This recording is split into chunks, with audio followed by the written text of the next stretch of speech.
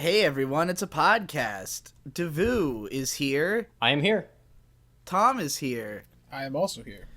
Maybe someone else will show up. We don't know. We don't know anything. This is the This most is Formless. unstructured, formless podcast. But I do want to. I came up with a question to start us with. You could call this a topic, I suppose, but it doesn't have to No, last the entire oh man, episode. God forbid topics, right? Topics, man. Topics. This is something I'm curious about because my answer will have changed from how I felt in the past, which is, and I'll ask you first, Devu, why do you do this job? What is your motivation? Because regular working is horrible. Making art makes me feel like I'm doing something that matters. And if why I don't feel like specifically this job, though? And- And I don't just okay. mean working for me, but like in general, the On things you do YouTube. online. Because it in the Venn diagram of things that are art that feels marginally satisfying and things I reasonably expected to be able to turn into a job, this one is inside the gap between them. The space. It's in both of the fucking circles, right? Yeah, I feel you. I was What trying about to the make video game? Yeah, I was trying to make the video games I'm making right now. Yeah, That one is because it's in this other circle, not connected to the other ones, of things that are like actually satisfying, not just marginally. The fact is, when you're making art that feels like nutritional art and not digestive art, I find more satisfaction in doing that. I feel like it's the real potential that a lot of people really should be striving to live up to, but it's kind of easy but to like, get stuck. why specifically this video game you're working on? Like, why is that the thing that, like, of all things you could have been doing for like substantive art? This particular one, that's gonna like pass into not spoiler territory, but I don't want to Molyneux too much before I show off anything because what I'm making is not terribly impressive, right? But if I talk about how I feel doing it, I'm gonna make it sound like it's something immaculate and beautiful. I guess. Well, we can all, now that you've said that, we can meet our expectations. I just want to know the theory behind it. Like, what is driving you that you feel you need to make this thing, even though you know it's not going to be profitable? I'll say Necessarily. especially in the midst of editing your videos in 2016, when your videos were getting a little bit more formulaic, were becoming a little bit more quantity oriented, more formulaic. I was realizing how much struggling I was doing with staying motivated, staying focused, and I was flashing back to when I had been making a video game, a terrible video game, a year or two before that, and almost never having an issue with motivation. And I think it's that, at least comparing video games to videos, the kind of videos that we do, they require fucking around. There is no way to do an analysis video in the style that we do without goofing off and getting yourself distracted. My whole editing style basically involves either grinding away at clips, but which gets boring. You can't have too much of the video be that. So the alternative is go on the internet until you come up with something to put into the fucking timeline that will be unique, which just requires getting distracted. And it just becomes kind of frustrating. Making games, meanwhile, I really like it because I never get tired of any one thing. The more you do by yourself, the more you can just sort of like, oh man, I'm really like just like burnt out on coding right now. Guess I'll get back to sprite art. Oh man, now I guess I'll get back to like sketching out dialogue, right? You sort of get to like dabble in every medium at once, or as many as you can handle. So you never really get tired, or at least I don't. That's interesting. And even before getting to the editing stage, like, to even come up with an analysis video involves fucking around. It's like, I don't know what show's gonna inspire me or what piece of media. I don't know what tree I'm gonna be meditating under when it suddenly dawns on me that Ava was fucking about something else or whatever. Like, there's the biggest struggle for me up until more recently because of the fact that, like, we've slowed down a little bit, and so I've planned a lot more ahead of myself, and also I'm doing like fan request shit now.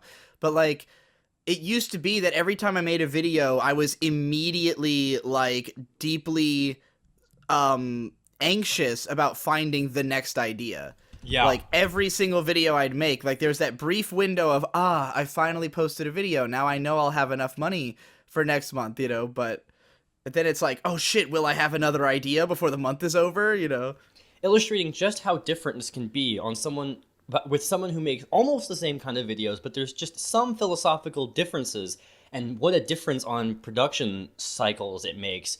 Angry Video Game Nerd, like I watched his like behind the scenes videos so many times when I was like 17 that I don't even have to go back to them to like remember everything he says in them, and I boot up those memories and I'm like, holy shit, he made his videos really fucking fast. At the time, he basically keeps track of every hour and basically like every 10-minute increment of work into his videos that he puts it per project. So he has a list of every AVGN episode and how many hours of production time they took, right?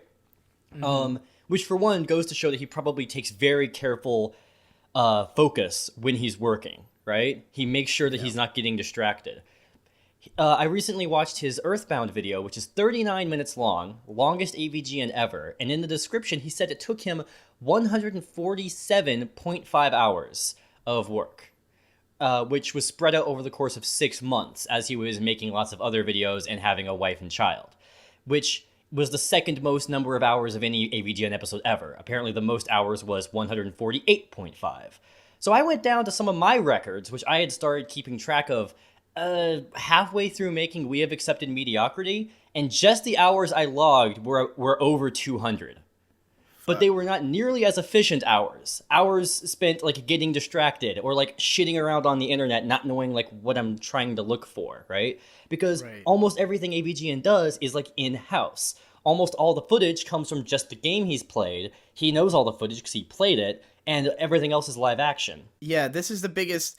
I mean, this has always been kind of the issue with me having you as an editor, is that I know that you will find the right clips, and you will find clips that might be even better than the ones that I'm thinking of, but when I write my scripts, I have something in my head for every line. It's just a matter of I don't necessarily think that they will be the best things to show, like, I'd rather see what you come up with, but, like, for instance, that Fooly Cooly video I did, you watched that, right? Yep. That video took, like, 1 hour to edit. And that was 1 hour spread across 3 20-minute intervals over the course of a night. And it was literally like I would sit down for 20 minutes and just belt out 2 whole minutes of video and then sit there for a little while longer. And it's just because I've seen the show so fucking many times that I know it by heart. And so every sentence I wrote, as I wrote it, I knew exactly what I was going to show there, And like, I probably spent more time on the music choices than even finding all the clips. Well, how this relates to the question is like this all feels like regurgitation, which can be, I mean, because of the direction you've taken your channel, you've made regurgitation look like you've made it kick ass finally, and making your videos is like the least boring it's ever been, right? We've accepted mediocrity. We've also worked a lot closer together since pretty much from We Have Accepted Mediocrity onwards. Like, for just some inside baseball for anyone who doesn't know, up until this point, usually the way that Devu edits my videos is I send him an audio track, and then he eventually sends me a completed video, and I watch it, and I say, maybe this or this needs to be changed, and then he fixes it, and it goes up. Now it's like, I send him a script with like detailed notes and a bunch of extra, like, here's what I want here, here's what I want here, and then he sends me progress reports along the way and like asks about everything, and it's just, and the reason I didn't do that before is because I was terrified of you not liking something I made, right? But after We Have Accepted Mediocrity, I became confident that like anything that I make, I'm gonna at least like it enough to not feel like deeply ashamed for failing, right? And I know you're going to put more effort in than I ever would, like, regardless of if that effort is necessarily, like, needed, I know that you will put in more effort. So, like, at the very least, whatever comes out is gonna look impressive. Whether it's, like, whether it needed to be that much or not, it will nonetheless come out good. So I can at least rest assured. Same fucking curse that Jesse has, and he has it much worse. He has a fucking stage 4 version of this cancer. Of not being able to just, like, wing it. Yeah. Yeah. Well, Tom, you haven't had a chance to speak. Why do you do this job? I do what I do because, I value time more than I value money. That's really, like, the end goal of everything. The kind of, like, cliche saying is, like, anything to save a buck. For me, it's anything to save a second. Anything that I can have a second more of my time devoted to doing what I actually want to do, as opposed to grinding out menial work that I have no interest of. And this extends further than just like jobs. Like every time I have to like getting car insurance was the worst experience of a long time. Yeah, I like this guy. Because fuck that. I didn't want to do it, and I didn't technically need car insurance to drive. Like legally I do, but like in terms of like my own ability, I didn't need it. So it was just like wasted time doing what I didn't want to do, and it cost me a week of productivity. You know why? Have you guys seen like the image compilations, or are you just like generally aware of like Jeff Bezos and Elon Musk in the late 90s, early 2000s, and then look at them now? In the late 90s, early 2000s, they looked like half dead, balding, like kind of schlubby, even though they're skinny, white guys who just look old. And now, 20 years later, they look like Greek gods. It's because they're billionaires now after probably working 12-hour days, 7 days a week for like years. Now they're billionaires and they hire people to just do everything for them now. Like I assume that when you get that rich, you have a guy who does every stupid thing you don't want to do, paid 6 figures. I mean, that's kind of my life paying you as an editor. Like, because everyone has observed, my fans, my family, anyone who's seen me can tell that after I started dating May, I just looked way better. Like, people are like, wow, you look healthier, you look happier, and it's like, yeah, because I like spend my time doing anything other than working, you know? Not to say that I'm not still working plenty, but, you know, being able to pass things off to you, because at the core of my job, to me, you know, in spite of the fact that I changed to monthly and I started putting out so much content, at the core of everything is make good main channel content. And so if I can confidently say, like, I wrote a great script, I handed it off to Devu, I don't necessarily have to do anything else that week. You know, like, if I feel like I need some me time, I can go take that me time. And granted, usually my me time means flying down to Virginia Beach and filming 11 music videos, but, you know, the point is it wasn't something I had to do for work. That is one of the things. As I've said before, people fantasize, they salivate at the idea of being your own boss. But being your own boss, you're going to hate yourself just as you hate your boss. Because you have to be like, I believe I also said this, like, there was one person who was like, hold on, like, why can't you just come over right now? Like, you don't have a scheduled job. Can't you just work when you want to work? It's like, no, I have to make myself work. I have to force myself to have a schedule or else nothing gets done, right? But, like, the problem is that when you are the person, like, you aren't one cog in the machine. You are the machine, basically all into yourself. Albeit hovered over by the YouTube machine and several other fucking corporate entities. But in terms of the train tracks you're building, there's no like point at the horizon where you feel like you're definitely 100% done laying down tracks, right? You have to decide like when the fuck you've done enough. And sometimes that can be really difficult. And I think that's like the thing I struggled with the most, at least the whole time I lived with you in Virginia, is like I never felt like I was getting stuff done correctly, and I just let myself be in this quagmire of dissatisfaction at all times. I'm going to touch on that some more later, but I want to hear more from Tom about why he does his stuff. Jeez. Yeah, so time is more important to me, and that's why like I don't want to have like an actual job. It's why I'm going to live in a car so I don't have as little bills as possible, so I have to spend as little time as possible getting money. Because I'd rather take that time, that 40 plus hours a week, and use it to do what I want to do. Like, I'm playing for the long game. When I said work, I didn't necessarily only mean like us actually making money. Like, why do you do the art you do? Ooh. Like the stuff you're actually passionate about. Well, the reason I do that is, I guess it's just because like it's the only thing that feels like it's worth my time. Because again, I just said I respect my time a lot, and like I think that's the most valuable resource we have as human beings. And I think like the fact that like our culture like refuses to talk about death is a huge problem, because we all kind of operate 90% of the time under the assumption that we're going to live forever. You know, like we don't like talk about death, so it's not something that's in our culture, so we don't think about it until it strikes. And I think if we were all much more socially conscious of death as a concept, I think a lot of the social bullshit we put up with would instantly evaporate. And like, society's almost like contingent on death being taboo. Because if it wasn't, really interesting. A lot of things would change. And there have been like lots of societies. I mean, Eastern philosophy very much embraces death. The whole concept of mono no aware, or the transience of things in Japan, is that like this acknowledgement that everything has to end, and that's what makes it beautiful in the first place. You know, the only thing that gives meaning to the spring is that you had to live through the winter. But Egyptians worshipped death. Like, they had a real healthy relationship with it compared to us, you know? It sounds like a fucking creepy relationship with it, if you ask me. Well, you know, it's just that their main god was the god of death, Osiris. I did not know that. Yeah. Because in their, I mean, granted, in their culture, they also put a lot of emphasis on, like, taking everything with you to the afterlife, which is a hokey bunch of bullshit. Including your fucking servants, which is a pretty extreme policy, but they did it. So maybe it wasn't a healthy relationship with death, but no, definitely a more accepting one. It was a sure. relationship. Our relationship is like, crap, my grandma just died. Like, that's the extent of it, you know? Right. Yeah.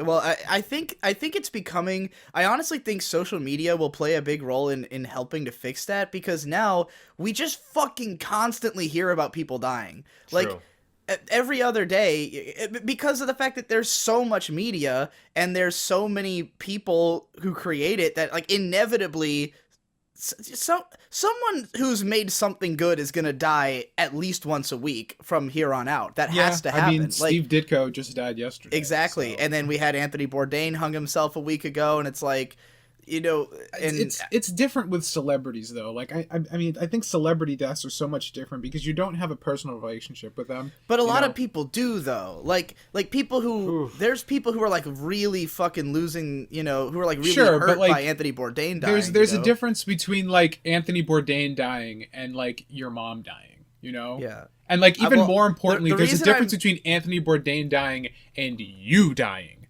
And that's I think the most important part. Literally at the start of whatever year it was, not last year but the year before, when David Bowie died, it literally helped me come to terms with death, because I've always been someone who was that if you can turn it into art. I was someone who's so afraid of death and has always just been like, you know, trying to say, oh, I'm gonna live forever, death doesn't matter to me, like I don't care about my time really.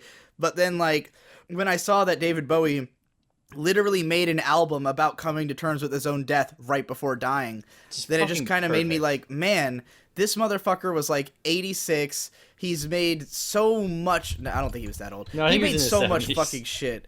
And like, you know, to still have to make such a powerful statement about his own death in his own death, it's like, this is something that will resonate forever, you know. He was 69.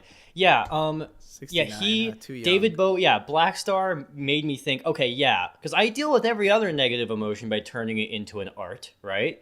So if I could do it with, I just think of that as like my basically my ultimate metaphysical life hack. So if I can do that with death as well, but you gotta time that shit really well and plan around it, you know? You don't want to be like, you know, fucking Tezuka, who had this huge project that he just, you know, didn't live long enough to finish, right? The problem with our relationship with death is that we just make it the worst thing. Like and granted, it's understandable that we do that, because basically everything we do is just trying to live.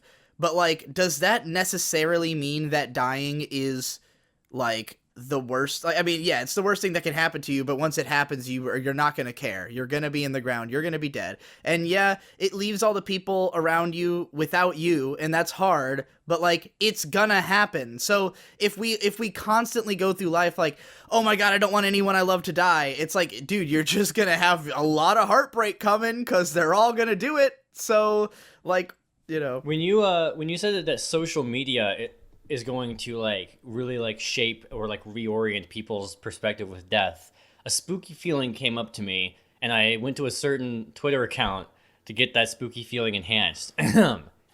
Here's the bio. As a man, I'm flesh and blood. I can be ignored. I can be destroyed. But as a symbol, I can be incorruptible. I can be everlasting. Total Biscuit. Still got the fucking check mark, too. Oh, shit. Fuck. I didn't expect that to be the fucking name I was going to hear at the end of that. But yeah, there's another guy who just died recently. Whew. I mean, have you seen the Jimquisition episode where, like, after the credits, he, like, talks about it? And, like, no, I haven't. Jim, more than, like, broken up, more than sad, is spooked. Because he's, like, the exact same age as Total Biscuit was. Yeah. And he's fat as fuck and probably has health problems. Yeah, and now he's a professional wrestler. He's probably like one ground stomp away from just splitting in two. But that's the thing, like, I mean, people, you know, you make a joke about someone dying, people are like, oh, it's too soon, you shouldn't say that. Why? We're all gonna do it.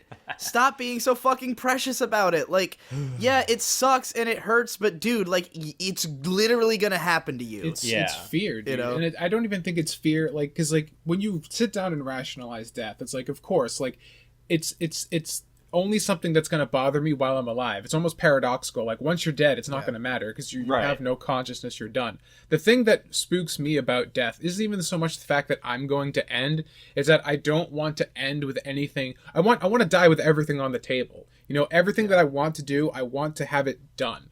I don't want to have anything left undone. And I know what you mean. I understand. Like, I'm coming up on 30 years and realizing that like 99.9% of what I would have wanted to do for the last 30 years is undone. That's the problem. Right. That's the fear. I'm not so much like invested in like a bucket list, so much as like what you said, dying only bothers you while you're alive. So this is going to sound like a cop-out, but I think it's a cop-out that works. If I sufficiently distract myself by doing things I want to do as close to 24/7 as possible, then I've essentially like sustained an existence where death never became a problem, right? Going back to Tezuka, one thing he did do right, or at least manically insane, was allegedly his last words were, "I beg of you, let me work." Yeah. Because, I mean, what else would he... What else is there? You know, like... Right. Wait, and that's why I'm like going to such extremes right now to just like make sure my time is my own, because like that's the whole point. That's like my entire point for being alive, is to make this work.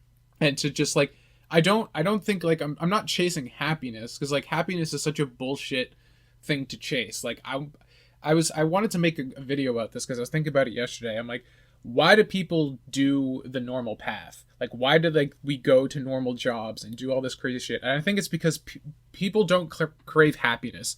They crave purpose. And for so many people that are weak-willed, employment gives them purpose. And that's why they can deal with all the bullshit. But I don't get any sense of purpose from work. I have to do what I want to do in order to get purpose. I mean, I think of purpose and happiness as synonymous, but I don't think of having a normie job as purpose. I don't think it is either, but I think for a lot of people, it gives them like a fake version of purpose. Like, well, I go to work and I do my job, and my boss gives me a pat on the back, and I feel like I've done something. It's been fascinating to recognize that in the people around me more and more over the years, that like, I do think that like the number one thing that will make someone depressed is they feel they have no purpose. And if they feel they have one, they won't get depressed as easily. But like, it's really interesting to see the ways that you can really find purpose in fucking anything. Like, it's just put your mind to just decide, just point at something and say, all right, well, you know, maybe it's not what I wanted to do, but I'm doing it. So I have purpose, you know? I don't know what it is, man. I know a lot of it is how you're raised. It's like who like spoke to you when you were very small. And a lot of it's just genetic. Yeah. But like what, you know, like I lived like ages 13 to 17 and a half, not having a sense of purpose and dying for one. And all it took was being forced to have a regular job for a couple of months. And then like that just sort of like, it just sort of took away this layer of procrastination in me. And after that, I've been set. Like I've been stressed, I've been miserable, but I've never been depressed. And I very naively thought that that's how it would be for everyone. I thought that like, oh, I have other friends who like have some artistic ambitions but don't know how to like get started, just like I was. So I wait for them to get a job, and it doesn't work. And I'm just like, you know, it would be wrong of me to not want to say this because it would be so fucking pretentious, but I guess I'm fucking special. I mean, you kind of are, and like I watched this happen to like most of my friends from back home who I had the same mindset towards them. Like, surely they're gonna eventually, like, actually the perfect example is my brother Shade, because when he started making beats, I was like, oh my god, Shade can, like, he's passionate about an art form, he's good at it, we can do it together. Like, surely he will recognize that, like, if he does beats for me and we continually get better, he can have a career doing this. And like, So for the first few albums I made, I gave him all the proceeds. Like, I did not make a dime off of them. I would just send all the money to Shade because I was trying to make him see, like, hey, you can make money doing this. Why don't you take the risk, take the plunge, do this full time? But with Shade, all that he needed was his girlfriend. Like, Yes. once he had her and the two of them would just like kind of play video games and, you know, spend time together, and he works his ass off at like a regular ass job, and he has no problem with working there. Like, as soon as he realized that there was like there was sort of a competition element to it, that like all the stores are ranked, so the better you do, your store will rank higher, and there's like a min-maxing element to it that's kind of like the MMOs that he's obsessed with, games like Path of Exile. Yeah, So- that's the thing. I wonder if like MMOs are training people to actually be better grunt workers. Because it's that basically, could be true. I mean, honestly that's- think so. It's something, I mean, I think that's the best people to play MMOs, is people who, like, the best way to play an MMO is come home from work every day and do your fucking dailies. Like, it's just more, it's just the another same job. thing. It's terrifying, and that's why I can never get into them, because that monotony is right. agonizing. But I totally get why someone like Shade, who, for him, the reason he's doing the job is, if I have money, I can take care of my girlfriend and we can do nice things. And so they can go on dates every weekend and they can do whatever they want. And like, that makes him so happy that the idea of having to struggle for a while in any way while he makes music, it's Right. like, that's not worth it. Like, he doesn't want that struggle. It's like, he doesn't care about being an artist. He cares about taking care of his girlfriend, you Right. know? And this obviously is why the real life trope His of, fiance now. of artist becomes, oh shit, I didn't know that. The real life trope of artist becomes famous and then boring immediately afterward is such a thing, because as Jesse, I believe, said in like, I think the first podcast of him I ever heard, all art comes from negativity. It all comes from hatred and misery. And if there's not some sort of wrong you feel the need to right, whether it be in your life or in the world as a whole, there really is, like, you know, humans are basically designed, like all living matter, to work up to the point that they hit homeostasis and then stop. Like, you only work when there's something that needs to be done. So if you make enough money, almost 100% of people become fine with it. Even if the reason you did art is because you were a decrepit loser, once you have millions of dollars, even being like having a terrible personality and no one liking you kind of withers away with enough material goods. And I wonder if the same could hypothetically happen to me, and I don't know. It's interesting you say all that, because like, I can see that a lot in my music production, that like for a very long time I didn't know how to write any positive songs, because the only reason I would ever make music was that I was pissed off about something that I didn't feel I could talk about, like in a podcast or something else. So, you know, like interpersonal dramas, or just like self-loathing but undirected, or just general angst that I felt like I don't want to put this on society, so I'm just going to put it in a song where it'll be dressed up and kind of oblique and or obscure. I fucking lost track of the sentence. Anyway, Tom, tell me more about why specifically, like, the exact style of art you do. Like aesthetically, you mean? Or... No, just like what attracts you to doing 3D modeling, like, as opposed to anything else. I am very curious about that, actually. Yeah.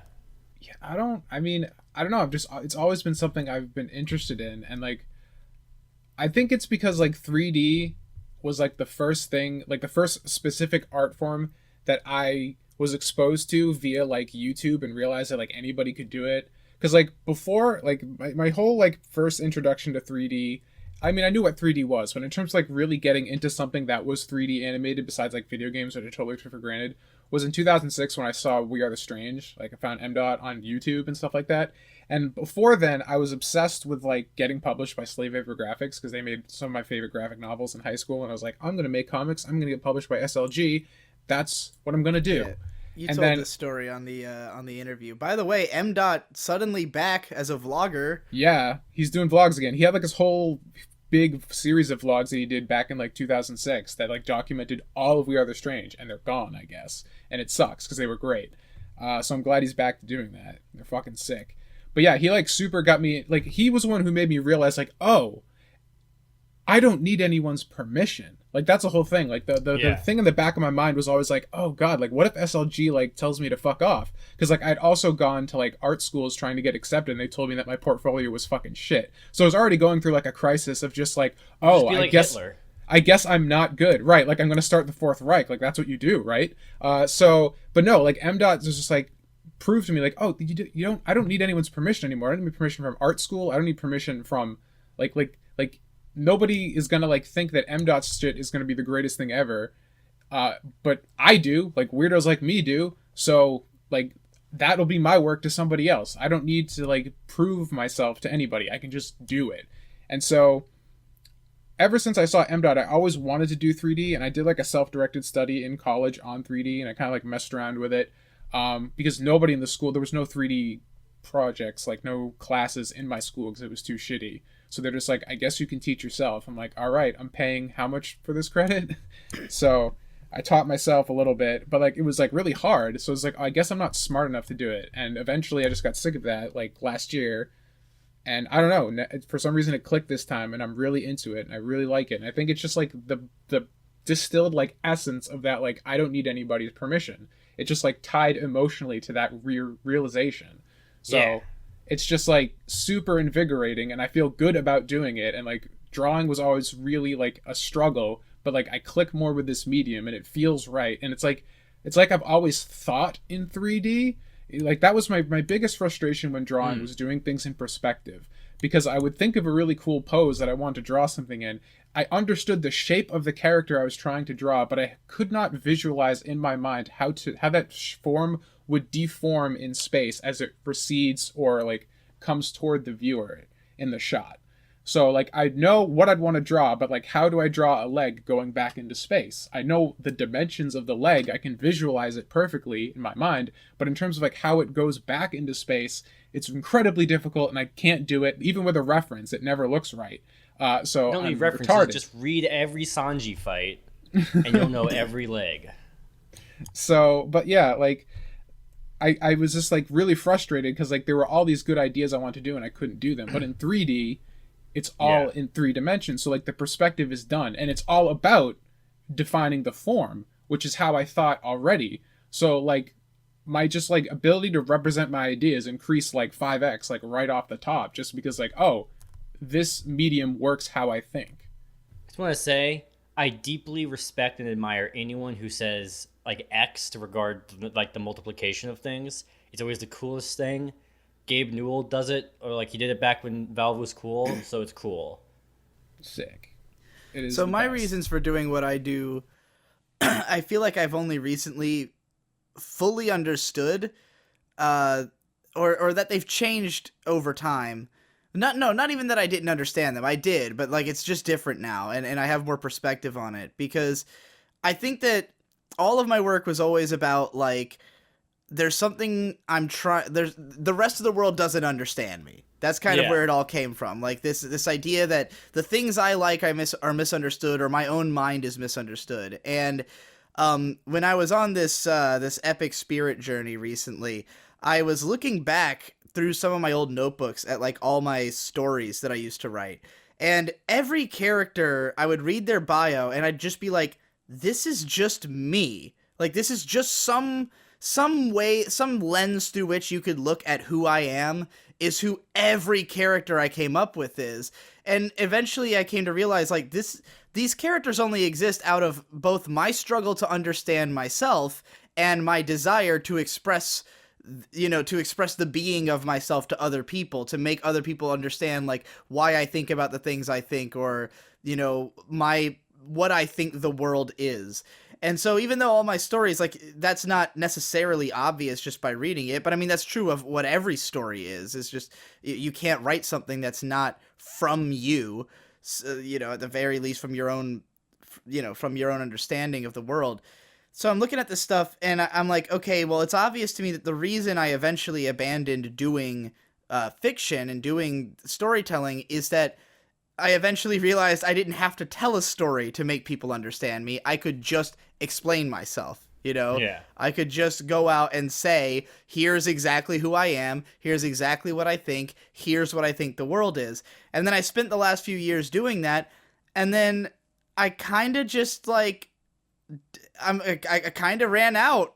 Like, I feel like I'm understood now. Yep. I don't feel like there's a ton. And so over the last like 8 months, I've continually had my ego just being like destroyed slowly as I realize that like I'm not that interested in myself anymore. Like I don't feel as though I am broadly misunderstood. And for a long time I still did because of all the haters and stuff like that, but that's why eventually I made the Digibro versus everybody stream, because it was kind of like, let's just put everything to bed. Let's put every last little minute misunderstanding to bed. Let's make sure everybody's on the same page, everyone gets who I am, and then I'll never have to worry about it again. Because if everyone knows where I'm coming from, you know? But instead, they just aren't fucking stepping up to the plate and actually proving they have something to say, and therefore you're putting it to bed that way. Yeah, that puts it to bed in its own way. It's just like, oh, well, if you're not even, you know, if you don't have enough conviction to even argue about this shit in a platform where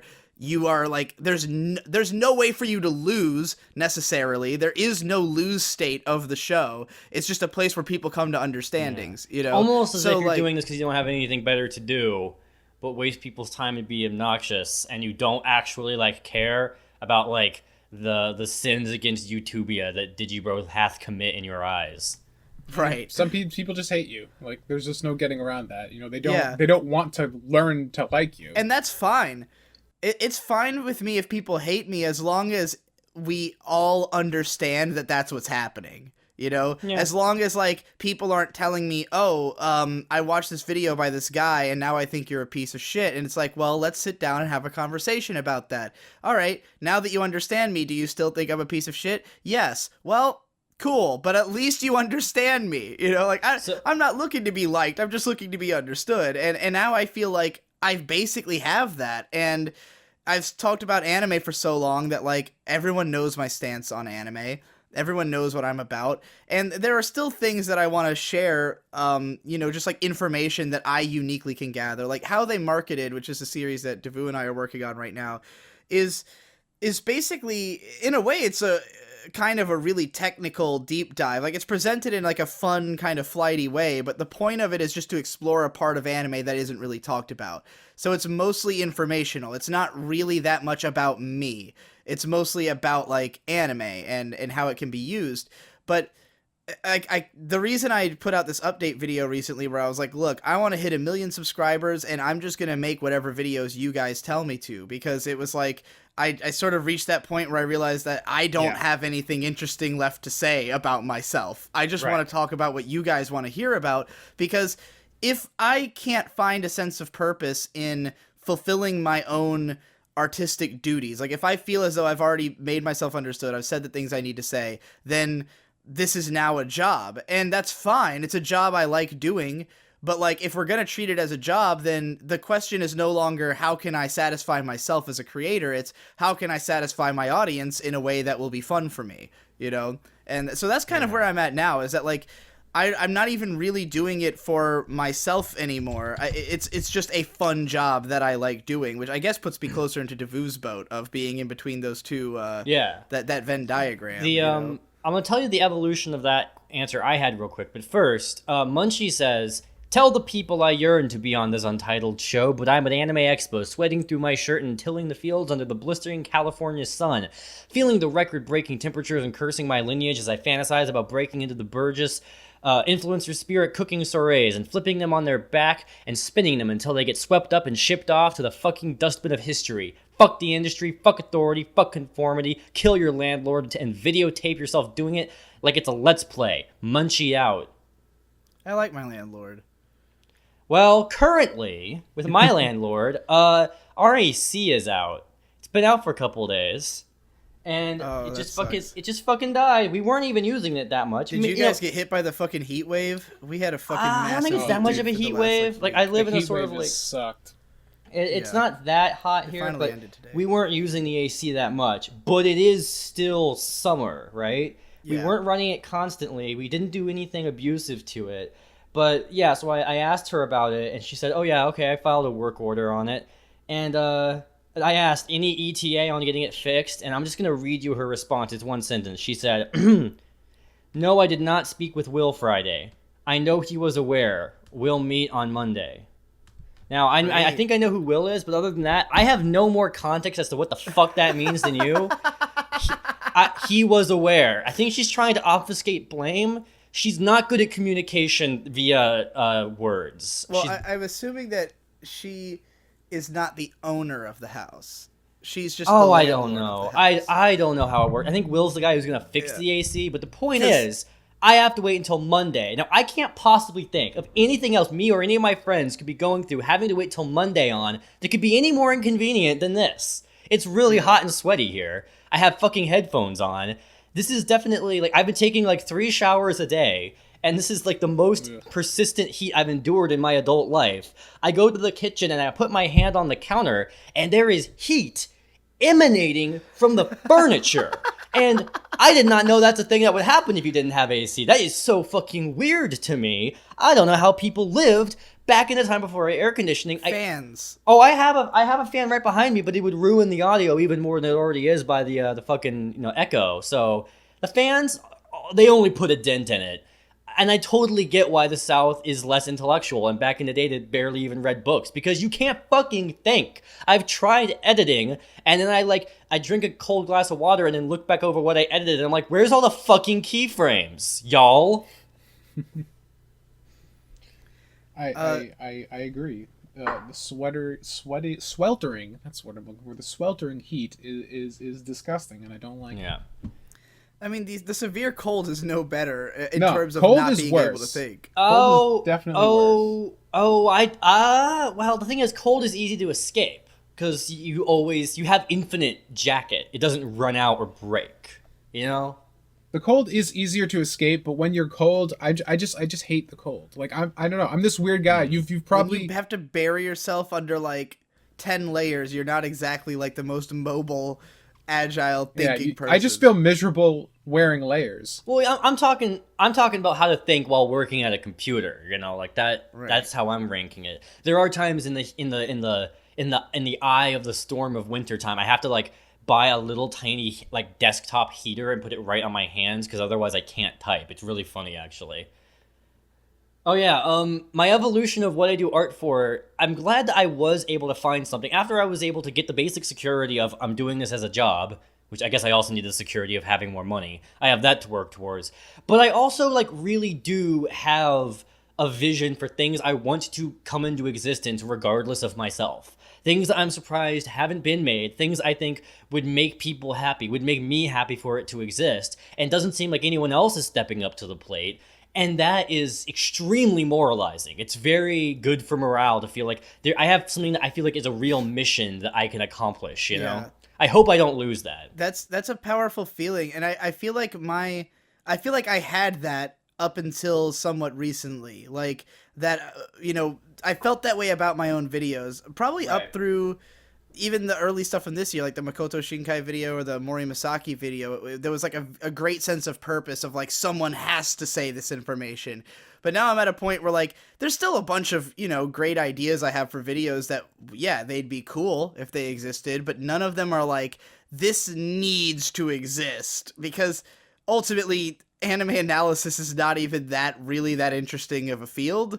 It's cool, and it's something I'm good at and can do because I have the knowledge, but yeah, I just don't feel that sense of I need to do this because people don't understand. Right. And I feel like people get it. People are on the same page as me. I'm just giving them more fuel for the fire, more information. It's interesting. I'm just a pundit at this point. It's interesting that you bring that up, because you're saying you don't feel like it's the most interesting field, but you're good at it. And my stance has always been I would much rather be mediocre at something I love than great at something I have no interest in. Well, that's the other thing though, is that there's no field that I feel I am necessary in. There's filmmakers who are already making the movies I want to see. There's, novelists writing the books I want to see. There's people are making the things I want. And granted, the other, or about a week ago, I did have this epic idea for a website that, that is totally different every day. It would be all of my friends make art for it, but it's like you design your own code for this site and we just throw away all the code at the end of the day and replace it with something new, which I think would be a cool experiment. But the main reason I wanted to do it is to encourage kids to learn code. Like, I guess I've kind of reached dad mode is what I'm trying to say here. I've reached the stage where I no longer see myself as particularly important. I'm more concerned about the next generation of artists and like how they're going to improve things, because I feel like what YouTube existed for the most part, is to help young people find themselves. Like, that's really what this has all been about. Why we've all been here is that we're looking at people who were dissatisfied with the systems of society and they totally left that to go make their own thing. It's people like us who went like, yeah, fuck it, I'm not going to get a normal job. I'm going to do whatever I want. I'm going to make my own art. I'm going on the internet. And then kids could watch us, or we watched other people, and we look up to them and we think like, what can I do for society? What unique mark can I make? But then YouTube itself, I think is dead. Like, the purpose has been exhausted because now it's formulaic. Now it's not encouraging kids to do whatever they want and make something new. And what I think the future is for that is code.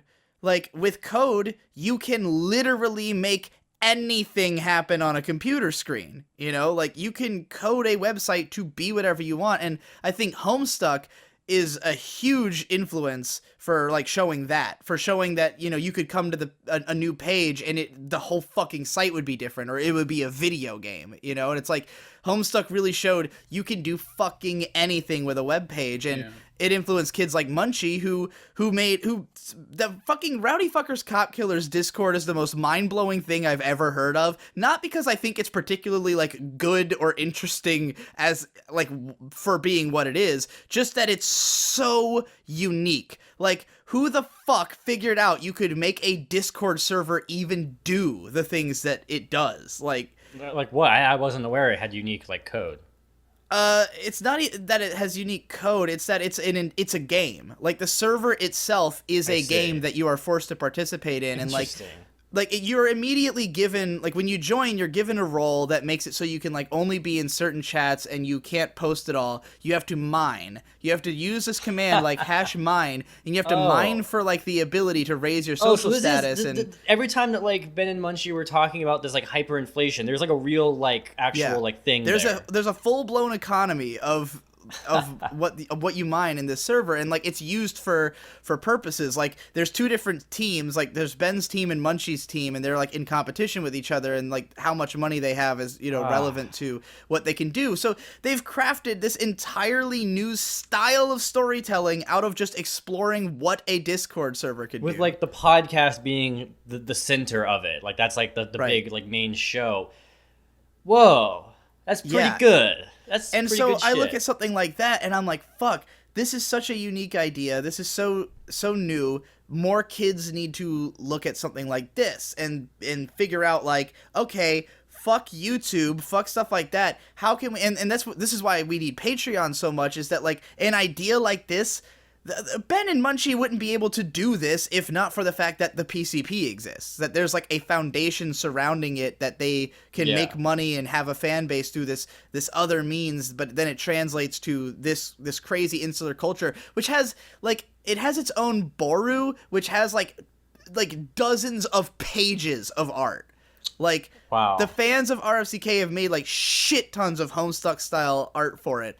Like that multimedia style of presentation that's using like the backgrounds of like a lot of the other planets and shit in Homestuck.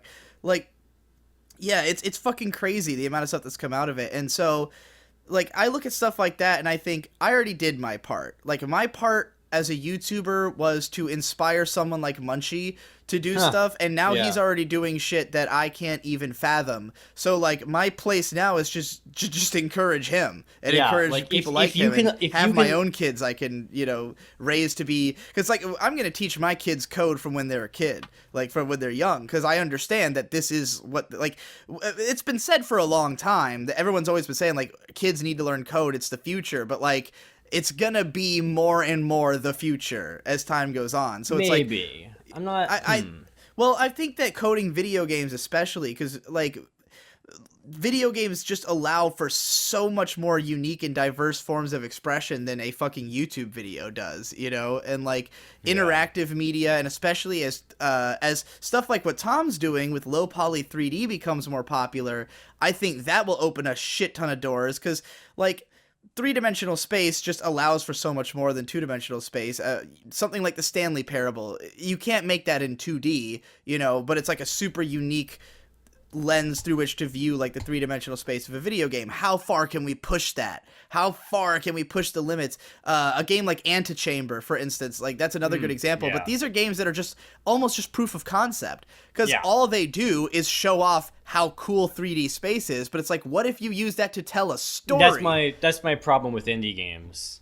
A lot of indie games are either about a gimmick or about this really complicated system that you can grind forever, like Factorio or whatever it's called, right? Shit like that. Like they're either I want more like fucking single player linear experiences, you know? That's what I want. That's what I'm setting out. What I want to see is like Homestuck built in a 3D game, you know? Yeah. And as a collaborative effort. Like, I was thinking about how Homestuck basically stretches the limits of, like, what can one person in a small cabal of, like, collaborators who are just, you know, who are just in service of this one person's vision. Like, what is the most that they can do in a browser?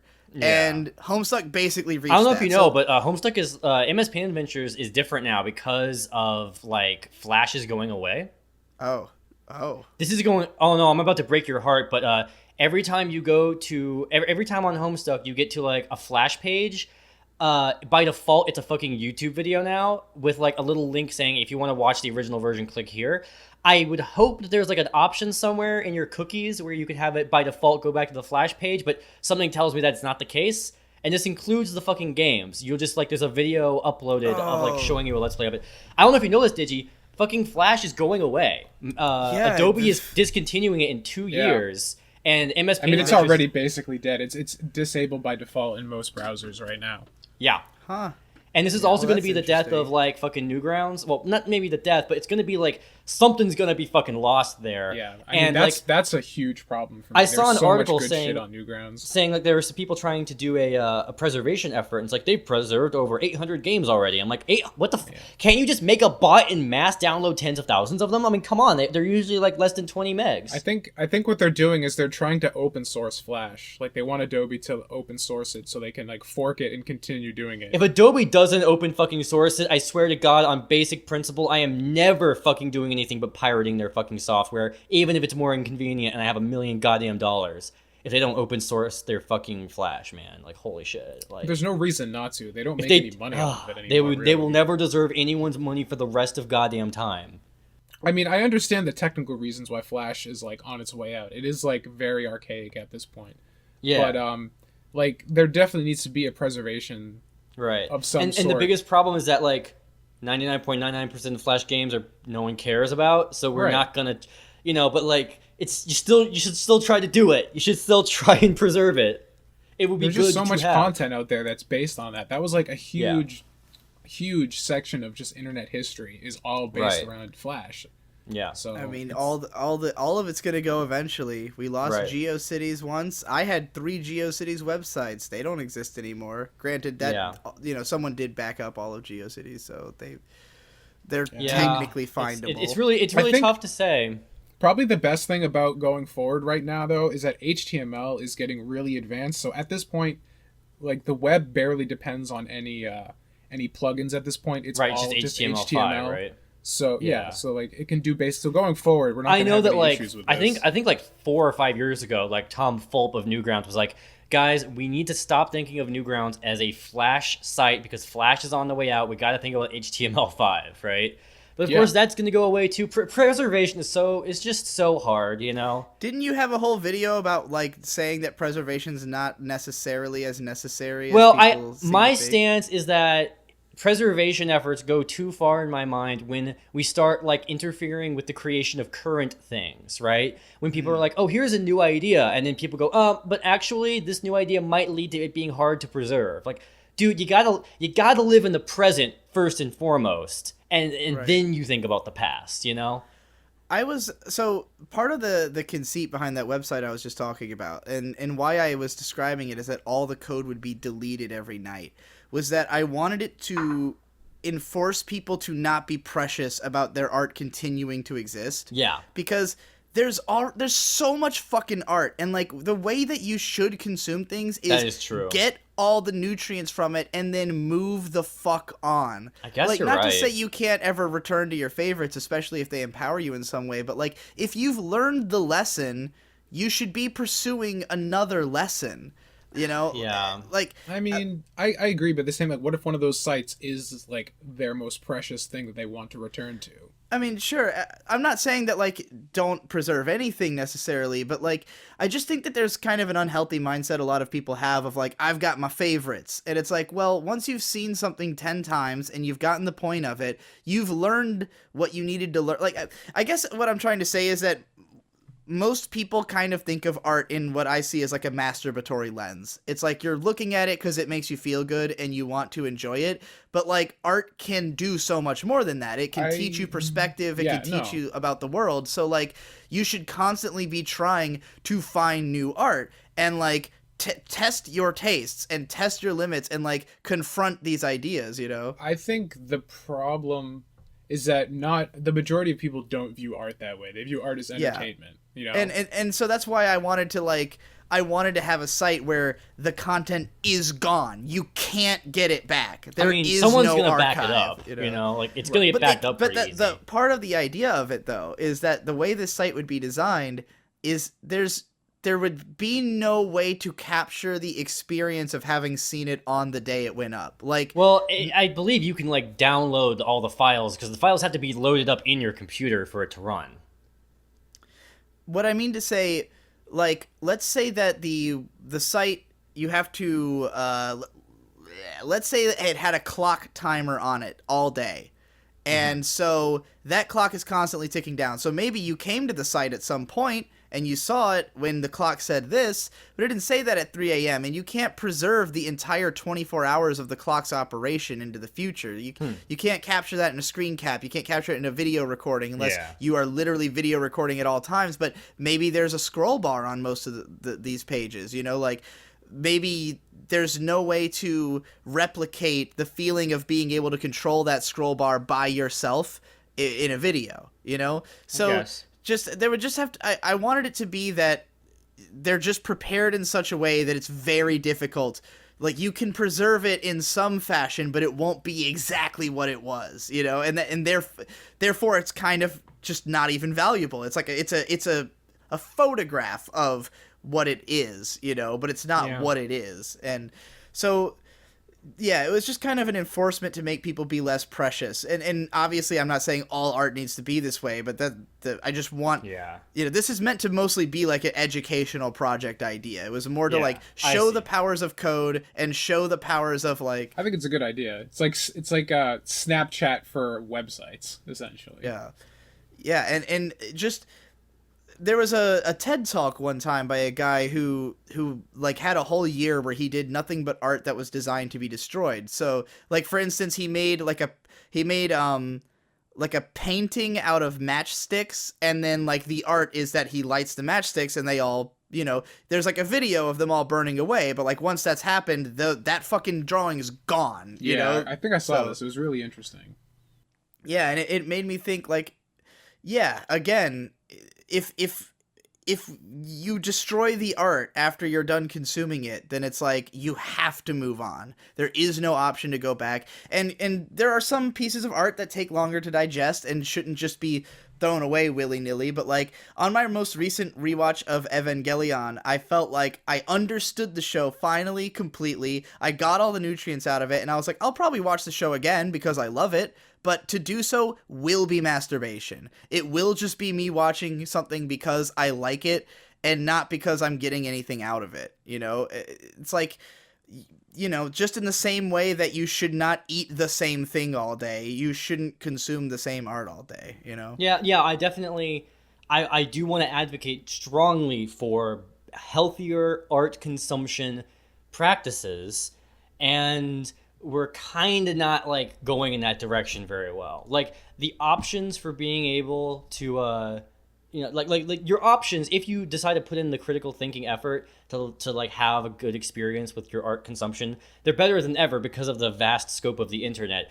But there's so many products out there that really do want to encourage as much compulsion as possible. All the algorithms want you to be as factory standard in your opinions and consumption as possible. We're in the age of live services right now, which is basically like just this whole new idea of video games being rote and comfortable and repetitive, and that's just the way things are supposed to be now, I guess.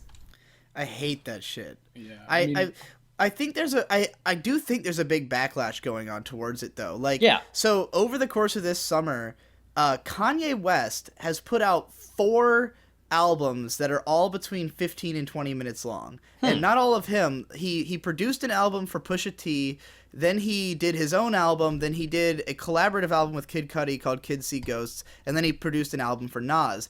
These are all people who are on his record label, but they're all like super short, very like tight and to the point, and they're all extremely timely. Like they're about what's going on in these people's lives at the moment. So like they won't be relevant again in a year. They are like a snapshot of this moment. And he didn't, like on his own album, especially on the album Yay, like all the songs are kind of not necessarily unfinished, they're unpolished. Like he didn't go out of his way to make each track perfect and like to have the studio sound and the mastering and everything, but all of the essential elements are there. The chord progressions, the vocals, the things that make it a song, the things that will stick in your mind are all there, and he just didn't add any extra bells and whistles. But like these songs are great and I love them and I'll be singing them all summer and I'll forget about them next year, and that's fine because like this was a snapshot of this moment in time, and there's a lot to learn from it because there's some fucking really interesting lyrics on this album and really interesting production choices. But ideally, I won't have to listen to this album next year because Kanye will put out another album, Right. and I'll listen to that one next year and participate in that. And this has been something that it's almost strange for me to feel this way because I have historically been somebody who just listens to the same shit over and over and over again for fucking years. But like lately I've been growing a lot more tired with like the music I used to like, where I just feel like, man, I've literally memorized these albums. Like, how is this giving me anything other than I can sing along to it, and that kind of puts my mind at ease? But then I go out and just listen to like a whole ton of new shit, and it's like, even if it's not my favorite album, just hearing something that I haven't heard at all before can be like, man, I can't believe someone made that, Yeah, I don't know. Right now, what I've been in the midst of in my art plan projects is stuff that lasts, is stuff you want to revisit, is stuff that leaves a lasting impression. I'm kind of on an opposite wavelength, but I do appreciate what you're doing. I mean, and it's not even that I don't feel I want to make those kinds of things too. Like I very much want the stuff I make to be something you can go back to and still enjoy it. It's not so much that I'm saying everything should be like flippant and transient, so much as that it should just be like, it only needs to be as good as it needs to be. Like your game, for instance, you're doing it with really low poly graphics because, not just that you enjoy that aesthetic, but that it doesn't need to be more than that. It doesn't need to be a fucking photorealistic game because that won't change the message of the game. I would say Homestuck is the masterclass of that. Yeah. He basically, like, that for me, I consider Homestuck to basically just to have been like my artistic mindset philosophy boot camp that took a whole goddamn month. He shows you over and over and over again that, I mean, maybe you have to be someone who like thinks pretty similarly to him to like be on this wavelength. I felt like I was the whole time from beginning to end. That every time I saw some weird thing pop up in the comic, I could like instantly reverse engineer why he did it. Because he has a certain goal in mind, a certain thing he wants to do, or a character or a story he wants to tell, or just anything he wants to like accomplish at this particular junction of the story. And any difficulty there would be in producing that image or that story or any difficulty in like how long it would take, or any difficulty in how it would interfere with the work as a whole, he would just change the rules for that one page to accommodate exactly what he wanted, right? Yeah. And he would do it over and over again, and it really reinforced to me that basically like as an artist you're going to have struggles both externally and internally, things that like stop you from making it the way you want it to be. And if you just turn that struggle and that difficulty into the art, then you've already solved the problem. You just make the art about the fact about the struggle that you want to accomplish, right? And I guess that's not like a magical elixir that fixes everything, but yeah. I know. I'm not sure if this is exactly related to what you're saying, but like something I've been striving to do lately is to just remove as much formula from everything I do as possible. Right. Like, because it's always a trap. Like, when I did, like, for instance, the most interesting thing about, like, that short series I was doing, the idea was, like, hey, this will be 2.5-minute videos. Like, it'll be whatever random ideas I have that are short and to the point, we'll get those out there. But then, like, some of them probably could have been 1 minute, and some of them maybe could have been 5 minutes. And it's, like, just the entire conceit of having a show that's about 2.5-minute episodes, it's pointlessly limiting, you know. I remember specifically one of those videos had a comment saying, why wasn't this video 15 minutes? Then it would be better, because that's the combo meal that YouTube has made us used to, right? Right. But yeah, like, that is basically what I'm... God, the combo meal, that's the perfect fucking way to put it. You called it that, like, a fucking year ago, I think. Oh, did I? That's fucking hilarious. Yeah. Yeah, I love it. It sounded really good with your accent. You were like, yes, it's the combo meal. So... Combo meal. So, yeah, I'm a Bostonite now. Okay, so, like, yeah... I've been living in Boston for a little while. Let me park my car in your fucking heart. Does this sound like Boston Tom? Am I doing it okay? You have a ways to go. We'll naturalize you eventually. I hear it more than I expected to. Like, people at restaurants and shit usually have, like, thick Boston accents. Where were you in your life when you first heard Movie Bob, like, get really insecure in one of his videos and bust out into his thicker accent, which he does when he's, like, a little bit more emotional in some of his older videos? I mostly remember, because I never watched Game Over Thinker, but I mostly remember when, in his, like, Departed video, that he, like, made a whole point about it, that, like, there's a line in the movie where they say, like, oh, if you're from Boston, then you've got your at-home voice and your internet, or your other voice or whatever. And obviously, they weren't saying internet voice. But. So going back to Homestuck and changing the rules to accommodate your art, you know, like, my favorite one that stands out the most is when, in Act 5, the trolls are, like, working on their fucking game. You know, they're trying to beat it. And then... it just cuts to narration that says, and then they basically won the game or did most of the game. And, oh, by the way, there was a huge twist that they were actually working together the whole time. Believe me, if you had been there, it'd have been a huge twist that would have been built up to for a long-ass time and it would have blown your mind. But anyway, let's cut to, like, now after that twist has been fully digested by all of the characters. Now, I assume that Hussey may have had, like, that in mind as the actual story, that he was going to drag out the actual playing of this game into the whole thing. But then as he was making it, he probably was like, well, actually, this is coming out boring, so I'm going to skip over it as a joke, right? Yeah, and that's probable. I haven't listened to Arm Retrieval Cast, but my understanding is one of the biggest complaints is the fact that, you know, the contrast between what Act 1 and 2 promises you and what Acts 5 and 6 ultimately deliver, it is kind of false advertising. You're expecting it to sort of be this, you know, like it's all about the numbers and the game statistics. Before you go any further with that, listen to Arm Retrieval first, because Munchie, first of all, it's only Act 6 they really have a problem with. And second of all, like, Munchie at least claims he understands Homestuck more than anyone in the world, and whatever opinion he has, I am just going to defer to it being true. Like, because he explained some of it to me at RadCon 3, and it was definitely, like, deep, complicated reasons that were not at all flippant or such as, you know, misplaced expectations. It was more that he, like, systematically despises every page of Act 6 and thinks it's all the worst thing ever, and, like, subversive of the entire intent of the series. I do think it's subversive. Anyway, whatever. The point is, maybe Munchie will tell me how I'm wrong about this fucking too, but... yeah. I at least want to read Homestuck a full second time before I take the risk of having it tainted, by the way. Like, it's just going to be, like...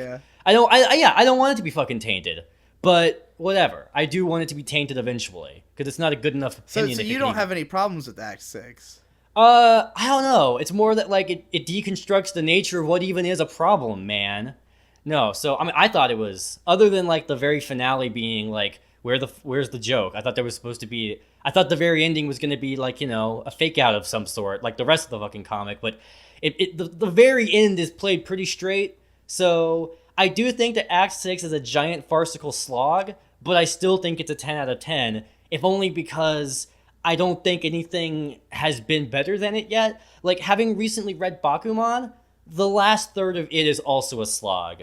Same as fucking Death Note. That team, they both Death Note and Bakuman are like perfect at what they are for the first 40 chapters, and then they get bogged down, right? The funny thing about Bakuman is that it basically analyzes itself. Right. Like, it's very clear that when they brought back the villain, it wasn't working, and so they just wrapped that up as fast as possible and charged to the end. Didn't fucking work the first time. It was just it wasn't the great. whole everything after the moment that fucking he drops dead in the hospital. He's not dead. What am I talking about? He goes to the hospital. That's the exact moment where the pacing like comes to a halt, and like the whole conflict becomes a trouble. You know what? Fuck it. I'm not gonna talk about Homestuck. Talk about Bakuman instead, right?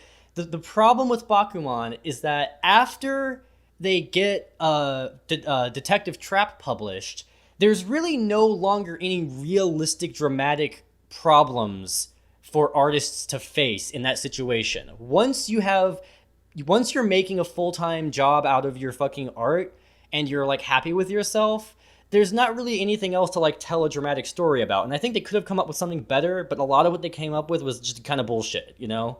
Yeah, I mean, introducing like a villain in that story did not make any goddamn sense. But like, even I would be okay with it, except he just completely revolves around this one like create a cottage industry of advisors plan, which that was just, they focused on that one plan and it got really stupid really fast, right?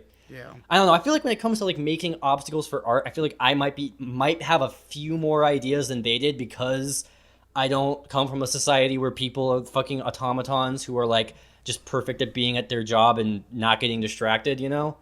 Yeah. I guess like I feel like I've experienced a little bit more bullshit maybe per year of experience than them. Yeah, it's kind of taken as a given in Japanese media that like everyone is gonna work as hard as they can. Like, right. That's never the struggle unless that is the only struggle. Right. Yeah, like the whole comic, the number one thing I didn't relate to, which was fine, especially at first, it wasn't a problem. It was actually interesting. But the biggest difference between me and them is all I wanted from the beginning is just make enough money from art to do it full time. Whereas the two of them had a very specific goal of getting themselves published and animated so that he can get fucking laid, right? Which just makes their entire approach to everything just completely different, right? Like they were willing to, like especially him, the artist guy. I don't know why I'm so bad with their names. Oh, I can't remember their names very well. Right, because like all the characters have like 3 different names, and so like because they sine wave between them, I just give up on trying to remember very well. But yeah, Mashiro, he especially is willing to burn out his fucking candle at both ends because he just needs to get fucking fucked as quickly as possible. Whereas I very specifically have thought like I want very directly to work towards having a career that lasts as long as possible. I feel like from like a meta perspective, the reason that they set up the conflict the way they did is because like one of the big like things for Bakuman is like explaining the manga industry and like the jump like publishing process start to finish. So by giving them that goal, they could go through the entire thing cover to cover throughout Plus, the it's story. a shonen manga, so there always has to be a big goal. Like I want to be Hokage. Bakuman ruined shonen manga for me, like straight up, like.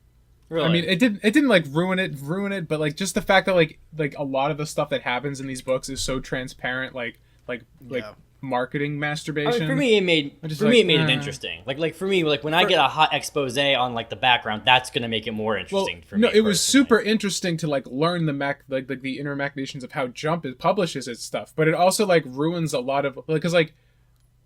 Because you can't take it seriously like dramatically anymore. Right, I can't look at if you're there's like, so many. The editor came up with that. Right, if there's like clear like clearly this was a marketing decision in retrospect, and now that I know how it works, like as I watch. Dude. Like I'm waiting for the moment where My Hero Academia makes a very like ridiculous move that's clearly done to keep it popular and not because it was done for artistic purposes. And I'm like, oh fuck, I wouldn't have noticed. I don't think there's literally anything like bad or good about the reasons for something's creative direction that would make me like it less.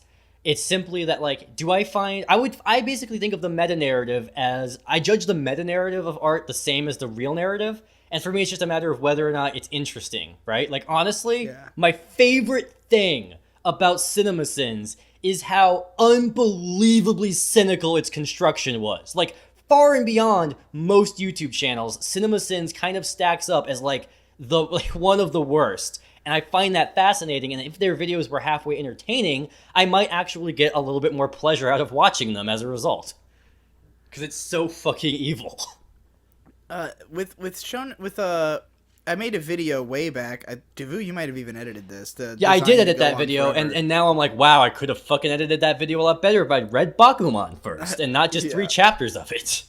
But, so I had this video that was talking about that what Bakuman gave me as the takeaway was that you should just read a Shonen Jump manga until the second you're not interested and then just stop. Because, like, that's what they're designed for. They are designed to go on forever. It's not about reaching a conclusion. It's about how long can we make it and keep it interesting. And if they end it before it gets uninteresting, you walk away with a great manga. If they don't, you walk away with a disappointment, but at least you got 200 chapters of fun, you know? Right, like, and like going into One Piece with this mentality, I mean, I'd already been reading some One Piece, but like, I feel like I can appreciate One Piece a lot more now because, you know, like, I'm at Alabasta right now, and I just think, like, there's almost never a moment in this so far that I think is, like, unbelievably amazing. Like, there's very little, like, 9 out of 10 material in it, but there's almost no, like, 5 out of 10 material in it. Right? Yeah, that's what makes One Piece so interesting. Is for me, it's like a consistent 8 out of 10 experience. Yeah. Like, it's always just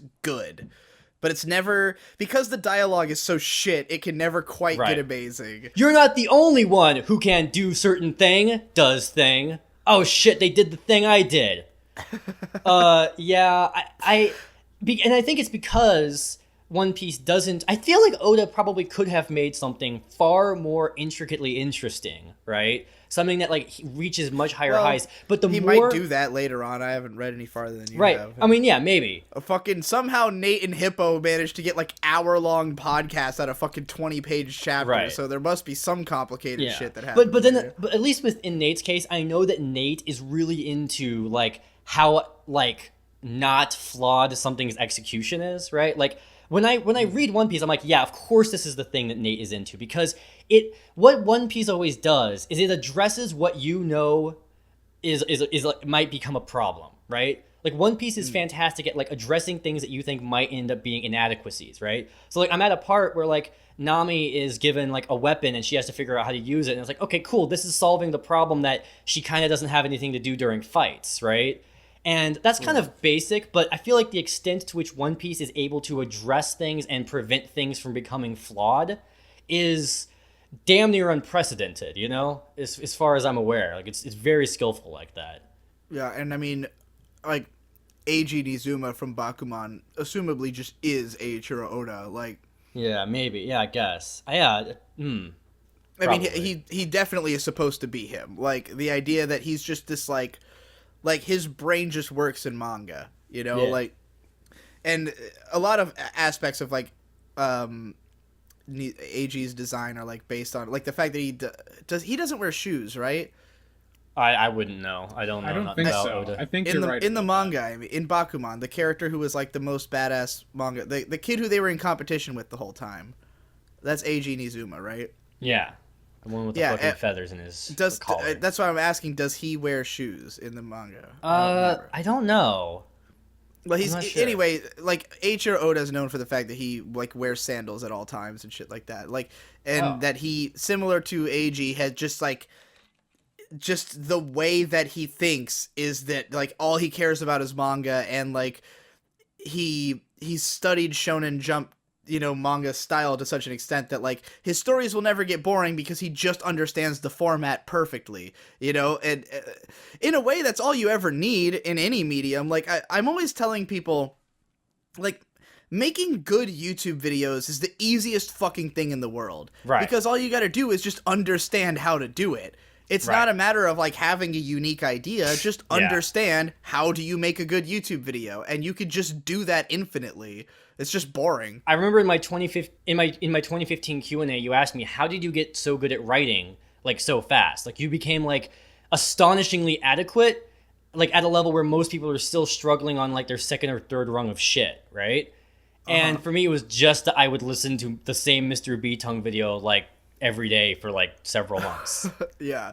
Like, dude, fucking May's video, the one about Midori, that, like, blew my fucking mind, because I'd never seen her write a script before, but it was, like, airtight. Like, every Yeah. sentence was necessary, there was no, like, filler information, and, I mean, granted, she spent a lot of time on the script, Right. but I've never seen someone just, like, their first fucking anime analysis video is, like, a watertight fucking thing, you know? Right, but that's going to be more and more of a thing as good precedent and higher standards emanate the culture, you see. Like, Right. the more good shit comes about, the more younger generations with much more, like, much more, what do you call it, like, rich minds, right? With far more stem cells to go around, experience it at younger ages, and can more easily intuitively wrap their head around it, right?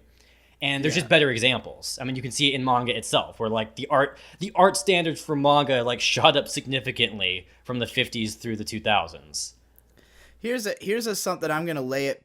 This is gonna be real harsh, but I think some people need to have their dreams crushed so they can move on with their lives. I'm gonna tell you, if you're someone who works in a medium that you spend most of your time consuming, and you are having no success in this medium whatsoever, you probably are stupid. Like, it shouldn't, let's say that all you do is watch animation and you're an animator.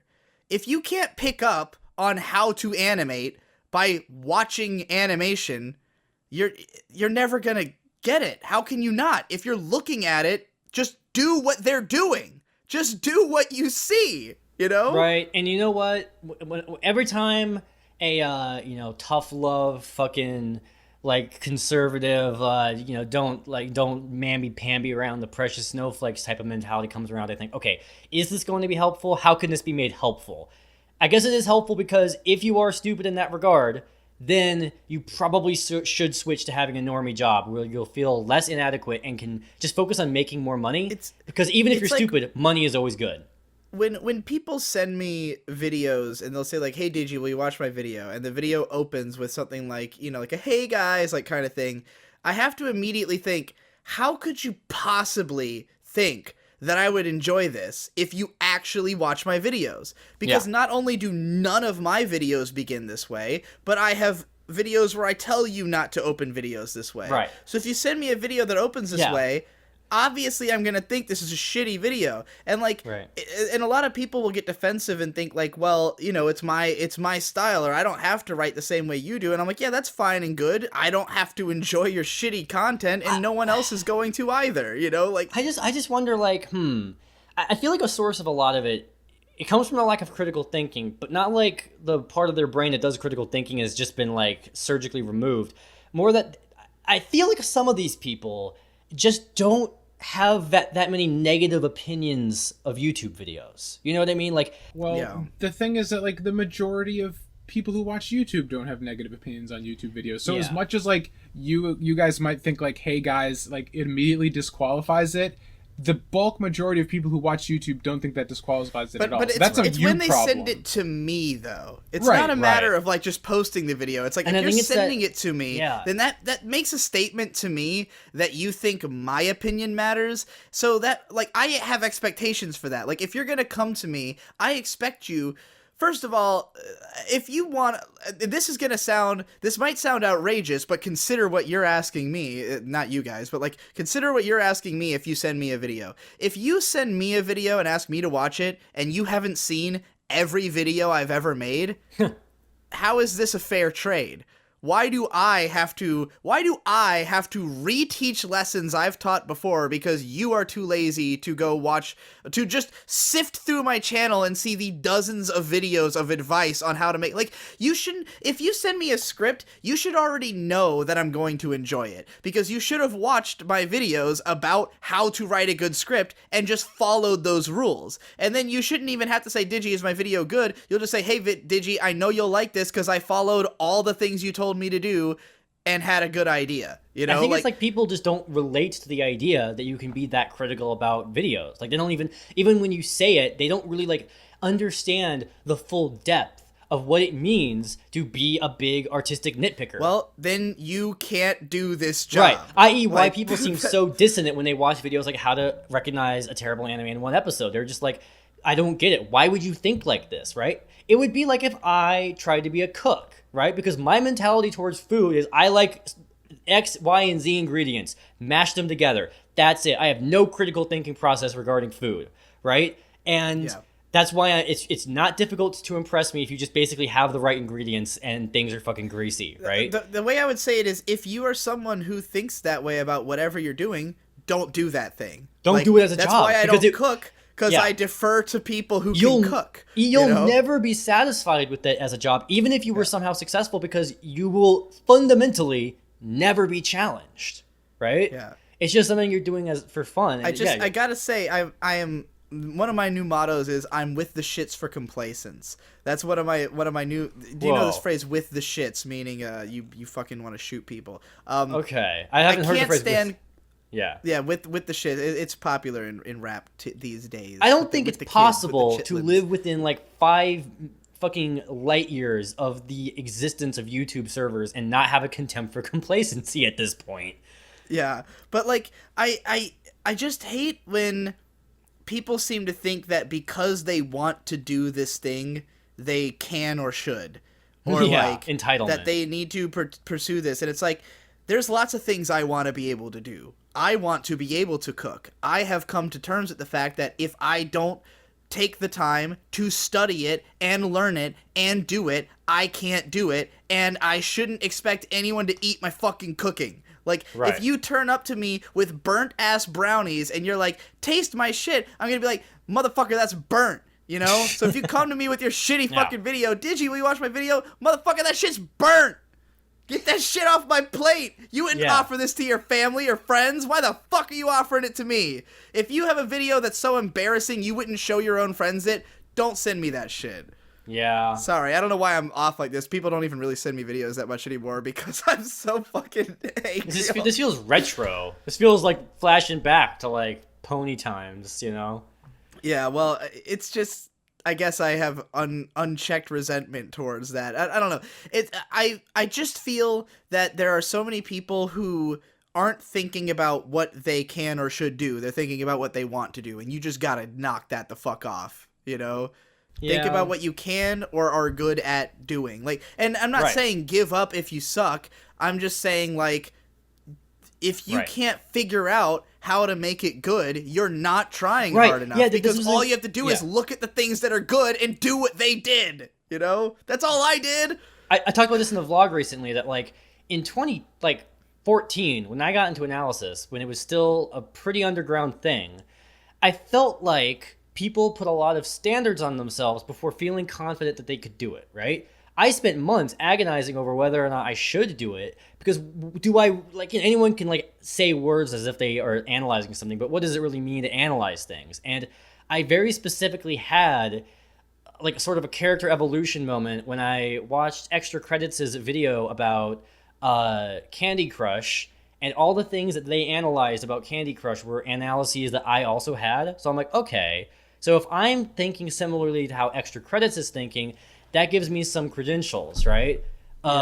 Wouldn't now, because turns out everyone can now, right? In 2014, people doing that kind of video. You should be able to. Like, the thing about my videos, and this was something that had frustrated me for so long, was that I feel like I shouldn't ever have to fucking repeat myself. Like, the fact that I'm doing this, like, I'm giving you the tools in every video I make. Like, if I show you the breakdown of what makes a good show, you should then be able to apply this to any other show. Now, granted, what I've come to terms with over time is, well, it's not really like that. Like, people who are doing what I do should be able to do that. But again, I defer to cooks. So I understand. Some people don't want to sit around all day analyzing anime. They want someone to do it for them. That's why they pay me. That's why I'm here. And that's why I'm doing, like, fan requests now. Because it's like, yeah, I get it. You don't have the mental capacity to analyze Revolutionary Girl Utena.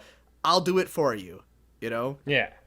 But, like, don't come to me like, oh, did you check out my Utena video? And then I watch it and I'm like, this didn't tell me anything. Like, why'd you make this? Why'd you make me watch this? Yeah. Anyway. Swoosh. I didn't intend to get so fucking antagonistic on here. I apologize to all young creatives. I just want to steer you in the right direction. I don't want to, like, discourage anyone from doing art. I just don't want people to be complacent about their art. I don't want to... There's nothing wrong with having a years-long portfolio of absolute bullshit, and whether or not you actually have the potential to be good or original can very well hang in the air for years or decades. Right. And if you're willing to take that risk, fine, but know that part of the risk includes getting shit on. Yeah, and I think that if you're someone who's getting shit on, you need to immediately assess yourself and change something. Like, if you're someone who gets shit on and then you make the same fucking video, then there's no sympathy there, you know? Like, you gotta learn, or else there's no growth. But I think what kind of got this in my head was that Studio Trigger finally opened a Patreon. Hell yeah.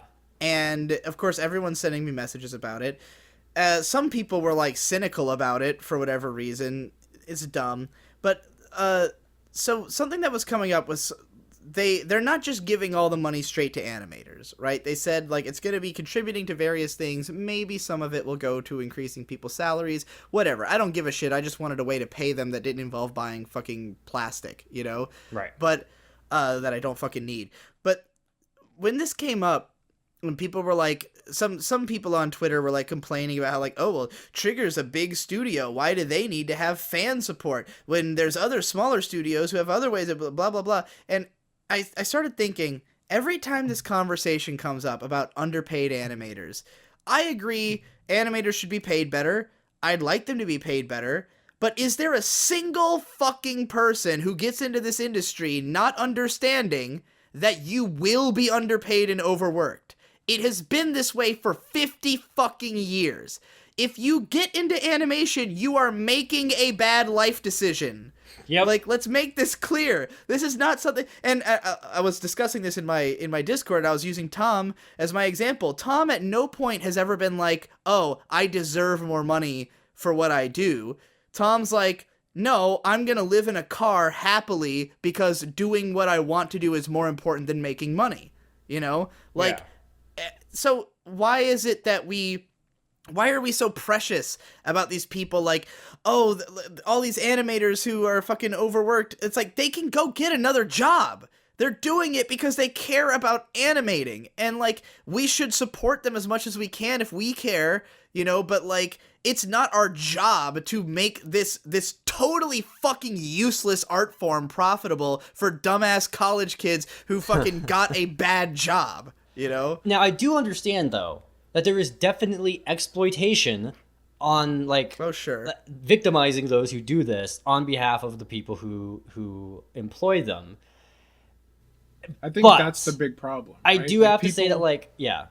People are complaining, I don't think, not because, like, oh, these animators made a bad life choice. I think that, and again, I don't know shit about the anime industry, so I'm just going on, like, my assumptions based on what the complaints are, is that these projects that they're working on are huge international things, and there's money somewhere in the equation. It's just not going back to the people who are making it possible. The problem is there's not. It's that the anime industry is worth a lot of money, but it doesn't make any money because they haven't found a paradigm with which to successfully make money. Which is why I think this is a good idea. Isn't this a way to get some of that money?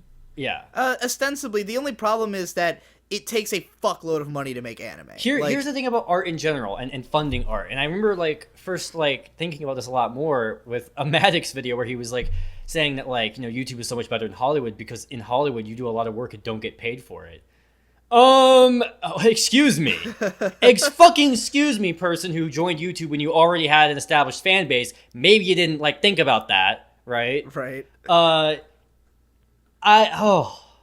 Fuck. I mean, the way I look at it, if you want to fix the anime industry, here's my cut and dry, overly simplified, like 5-minute fix. Kill half the animation studios. Right.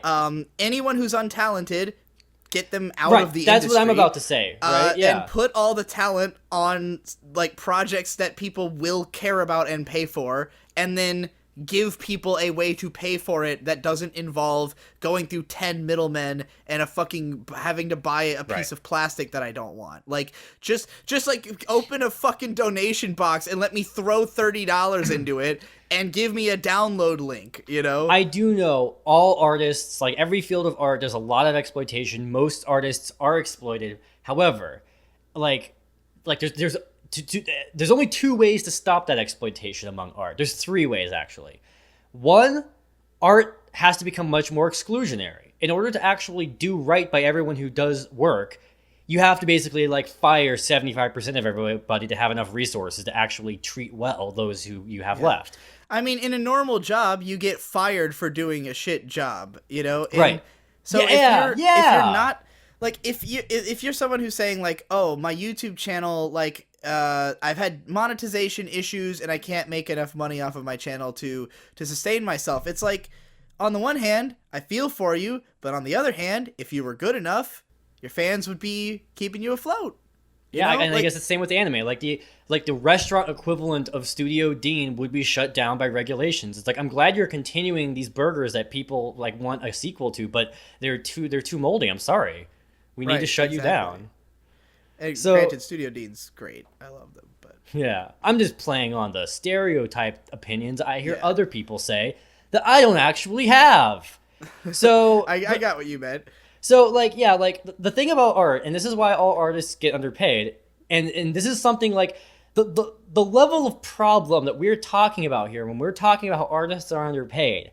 It's more than just like fucking Viacom's bad business practices. It's more than hackneyed artists. We're talking like a Gurren Lagann level threat here, like the nature of reality itself, namely the nature of supply and demand. The fact is, the reason why you can always get paid to pave a road, to put up traffic cones, and to chip away at some concrete is because no one wants to do it. So the demand for working on a road is low because no one thinks it's fun. Sorry, the supply is low because no one wants to supply that. The demand is high because everyone needs roads. The demand for art is high. Everyone loves music and movies. Almost everyone loves video games.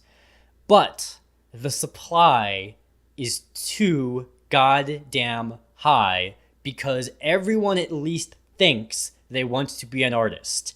80% of every human being at least entertains the thought of being some form of artist. And they, you know what? You can't, like, you can be. You just don't have to get paid for it. Like, my dad right now is, this is blowing my mind. And I'm going to put a link to this in the description. I don't know who's editing this, or I hope I didn't just fucking sign myself off on that. Well, but, I might. I'll tell you to link this. My dad is currently making a series of Facebook/Instagram videos about him being a cadet for the Space Force, Donald Trump's new Space Force. And like it's just a parody series where he plays this like dumbass hillbilly with a helmet on who thinks he's joining the Space Force, and every day he does a different training exercise, and they're fucking hilarious. He's done like 16 of them once a day, building up to like at some point whenever the Space Force is established is like the day that it's supposed to end. But he's training for the Space Force, and it's really fucking interesting to think about the fact that like when my dad was in the Navy, he got like an associate's degree in acting, I think. He's never done anything with that. He's never pursued any form of art. He's never shown an interest in pursuing art. He's just like, you know, he's just a guy who works at a car dealership and wants to one day become like a professor of philosophy or something. Like, that's his one day dream. But just because he had an idea and decided to do it, it exists now. There was no need for monetary gain. There was no need for even a lot of people to watch it. He just thought this would be funny, and it is. And they get about 100 views, and it's great. And I look at that and I'm like, this is more entertaining than the shit I do sometimes. And I think that people like you and me hurt that mentality. This mentality of just shitting around and making something for fun. People like us who exist as these, you know, like, well, we're not exactly rolling in the dough, but these success stories of people who like had this fucking Bakuman dream and then made it happen. We make it, and we're so happy with it that we describe this accomplishment with such honeyed words that we oversell how many people to whom it is actually a good idea, and people forget that you could just make YouTube videos for fun. Yeah, I want to encourage people to do more of that, and granted, I'm somebody who has always made, like, shitloads of content that, like, was not job. You know, like, I've made tons and tons of shit that was just I have a theory about that, actually. All my music, for instance, like, I don't get... Even though I made my Patreon monthly, like, so few of my fans give a fuck about my music that I don't see it as, like, being paid for by them. I have a theory about that, actually. I have a theory that, I think there's some sort of, like, procrastination programmed into the human mind, right? That's why, like, almost everyone struggles with motivation in some way or another, right? Yeah. My theory is that the thing you have to do, you have struggled doing just because it's the thing you have to do, right? And that, like, once you turn something that, like, you were doing for fun into something you're doing for a job, even if it's actually just as fun, it now becomes hard to do because it's your job. Which is, I haven't told you this, Digi, but my plan is, even if I'm very successful as a game designer, I want to keep making videos for you, at least sometimes, because I think that, like, if you have something that you can do that isn't the thing you have to do, it will inspire you and keep you getting up in the morning enough to, like keep you from rotting. I think that my music is, like, by far where the most of my passion goes at this point. Like, granted, like I said earlier, up until recently, it's not that my videos were, like, just a job. I usually had some kind of, like, grand purpose behind them. But, like, given the option, let's say that I was just financially set for the rest of my life. Like, no matter what, I just have money as much as I want. I have no reason to do any of that. I probably wouldn't make very many YouTube videos. Like, it's not something that I would choose to do just for the hell of it, nearly as, like, maybe every once a month or so. I might have, like, a great idea for a video that I might go for, and it might not even be long. But, like, music is something that I just do because I fucking feel like it. I made a song today in an hour called Drake Fucking Sucks. And it was just, I was like, listening to JPEG Mafia, and he always starts off his albums by dissing Drake, because Drake's, like, the current reigning, you know, like, god of the music world, the big hit maker who everybody's always trying to take down. Right now, he's kind of in the shits because he got into a beef with Pusha T, who annihilated him, and he's just getting shit on by everybody. But I was listening to JPEG Mafia, and I just thought, yeah, you know, I guess you gotta come at the king to say that you're the king, so maybe I'll make a song shitting on Drake, and I'll just call it Drake Fucking Sucks. And so I just went inside and, like, jammed out some lyrics in, like, 20 minutes, made a shitty beat, and just rapped over it, and it was done in, like, an hour, and I was like, cool, I never have to listen to this again. It's terrible, but, like, it was so much fun to make, you know? Right, and so, like, if you hypothetically became a professional musician, then you're inevitably facing down the day when you have to get out of bed to make a song when you don't want to, but because you have to, and that's when and you know what the funny thing about that is, that even within my music, there is different strata of, like, the stuff I make that I expect anybody to listen to, and the stuff I make I don't expect anybody to listen to. Like, I'm working on, like, several albums right now, and one of them is, like, the opus magnum. This is gonna be the one everyone thinks is genius, and then one of them's like this is a fucking nightmare and people are gonna think I've actually lost my mind. And this is all while you are definitely hurting for money, and you should probably be focusing on videos. Which, honestly, granted, I haven't been working on these albums at all in the last month. But like, I am only working on videos. You know what? This is something I've always only really thought of as like a bad thing for the most part. But now I'm finally realizing just now this might be encouraging, that maybe I will be able to sustain a good creative mentality my whole life and won't get boring, hopefully, because I'm still making terrible decisions with my time. Like, I should not be making video games.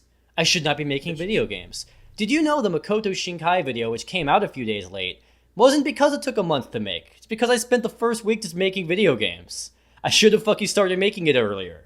I made the Makoto Shinkai video. I made half of it in the span of 3 days because I ran out of time because I'm a fucking fool. I mean, I probably shouldn't be doing this podcast. I should probably be finishing this Gundam video I've been working on for 3 days, but, you know. Exactly. I should not be doing this podcast either for the same reason. I have a fucking credit card bill that's a few days away and I need the money, but it's like, no. The PCP needs to get better, and we need to experiment with this Formless podcast. Yeah. It needs to happen now. It must happen. Well, I actually do think this is a good, like, for us, good career move to improve the PCP, because we do make money off of it, ultimately. Right. And if the changes are implemented that you and I are sort of hoping for, then this will be a step in the direction towards So what I'm hoping is that maybe this reflects on my character in the way that I want it to be. That in this time, when I really need the money, I have another mouth to feed even. A mouth that it makes no bones about telling me about how foolish I am in this regard. I continue to do it without even any struggle.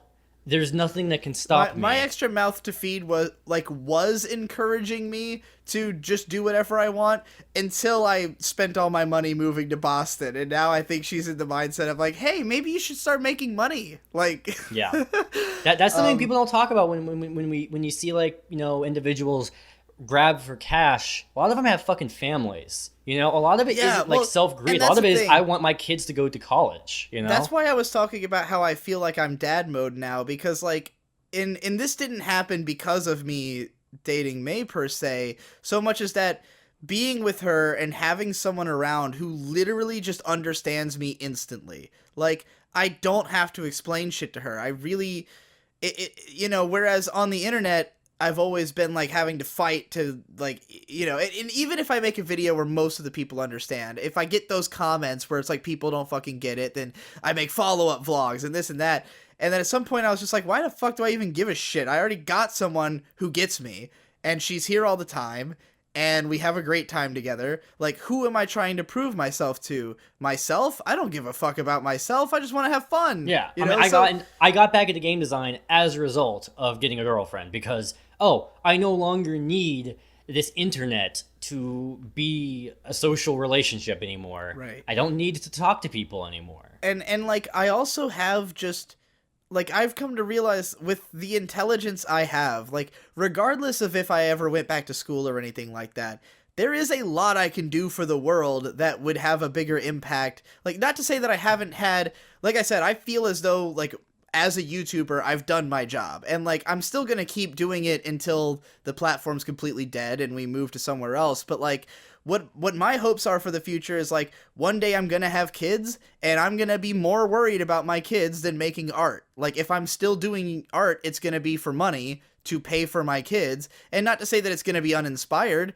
It's gonna be good, because I'm good at doing it. I'm good at doing this job, but, like, it doesn't have to be about, like, proving myself to myself. I already did that. I'm confident in myself. Like, now I've just got to, you know, show, like, just flex nuts, basically. The rest of my life is just flexing nuts until I move on to the next big thing. And, like, one day I'd hope to get involved in, like, city planning or something, because I'm really passionate about that. And, like, I think, you know, that's a much bigger way I could, like, help people's lives in, like, a deeper way than just inspiring them to find themselves, you know?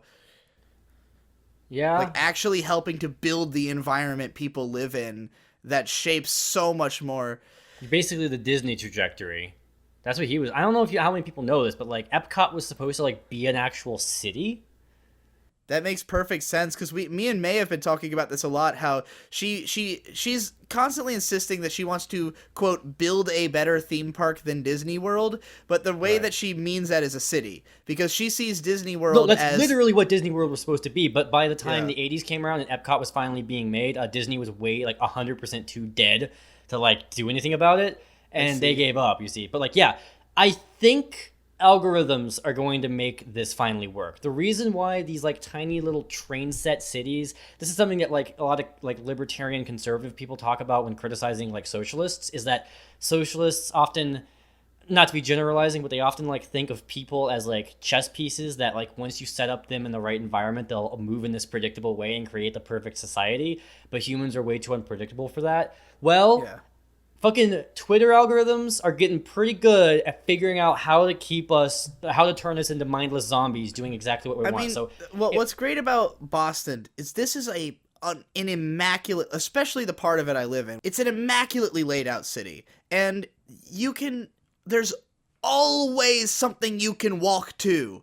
Like, you will never be in a situation where you're like, I can't walk to the convenience store. No, you can walk to the convenience store. You can make a short drive to any restaurant. Like, in my neighborhood, literally every ethnicity, there's a restaurant within 1 minute of me. Like, anything you could want, it's there because it's just so well laid out that, like, the neighborhoods are all integrated with the shops perfectly. There's not even any chains really. Like in Boston, a lot of the chain restaurants are all just clustered into certain areas where like you'll go to like a shopping area and there's all the big like stuff that's nationwide, but like in neighborhoods there's not going to be like a 7-Eleven. It's going to be some mom and pop store, you know, some local convenience store. And what this forces is that all the big companies just have to compete with each other. Whereas the local shit that's unique and specialized to the area that it's in, you know, is able to thrive. And so it just gives people a lot more options and a lot more abilities to, you know, I don't know. I'm not going to go too in depth because I haven't studied this shit, but like this is just my observations, you know. Gotta say, you're really selling me on Boston. I've not seen any of the Boston vlogs or anything like that. All I know is that everyone's I haven't done anything Boston. like out and about in Boston or anything like that. Well, I mean, Boston's good for walking. It has good public transit. Not very good for driving. It was designed for horses. Cool. I'm not a big fan of driving. I mean, it's not even bad for driving compared to other. Like, the traffic can get really shit, but it's not as shit as, like, I mean, if DC you're used to New York City something. where everything's a grid, you're going to be like, why the fuck are there, like, 7 roads leading to this weird intersection and, like, roundabouts and shit? Boston's the really roundabouts weird for are Oh, I love the fucking roundabouts. Boston has shit tons of roundabouts everywhere. Like, anywhere they could get away with it. And it's so much more efficient. There's no stop. You just drive into a circle and then you're at the next place. So you don't have to wait at a fucking intersection. It's genius. The words will make you out and out. I'll spend the day your way. Well, if someone's about to hit you in the circle, you got to stop. You got to yield to people already in the roundabout. Well, but other than that, it's rarely do I have to like come to a full stop. In and around the lake, mountains come out of the sky and they stand there. And they stand there. Yeah. So I'm really into this idea of like city planning and just shaping the environment in such a way not to control people, which I mean, grid cities are like the worst. Like any city that's just built on a grid, it's just a fundamental misunderstanding of how people actually work. Because it looks like a good idea on paper. It's like, oh, everything's at a perfect grid. It all makes sense. And then you go there and you're like, it seems as though you've built an entire neighborhood with no shops in it. And so everyone needs a car. I'm also just city planning. I've done some research on it. You know, just watch a couple of videos here and there. And like they were talking about how like you can see different kinds of cities made with different intentionalities. And Los Angeles was like one of the first huge, massive super cities designed from the ground up for automotive transportation in mind. But the fallacy there is that it's designed stupidly because they're thinking, what is the most efficient way for cars to all go around in this predictable way? But human beings are chaos and not predictable. So putting them in a system where you do good by being predictable sets everyone up for failure. Yeah. Dude, driving around Boston, roads just transform like roads will just change names halfway through, or there'll be 5 roads at the same name, or they all loop around in on each other. Everything is constantly looping. It's super fucking confusing until you learn your way around, but once you do, you realize that you rarely have to stop. Like, all the roads are built to have huge shoulders on them, so people can just fucking go around you if you're making a left turn. And, like, everyone drives like a fucking psychopath, and it's awesome. Like, everyone drives like a samurai, like Maddox would say. Like, no one will fuck around, no one's gonna wait around. Like, you are expected to just be an immaculate driver if you want to live here, and as a result, driving's way more easy. Like, yeah, the traffic can get really bad, but it's never, like, it's unless you're, like, going into the city and there's been a major accident, it's not going to be stopped, you know? Like, you'll always be at least inching along. Though sometimes, if there is a major accident, don't even fucking bother going into the city. Just don't even try.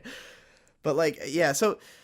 But stuff like that, interestingly enough, because May is so into that, she was reading me a passage the other day from Hayao Miyazaki's book, because I brought it to her in the hospital.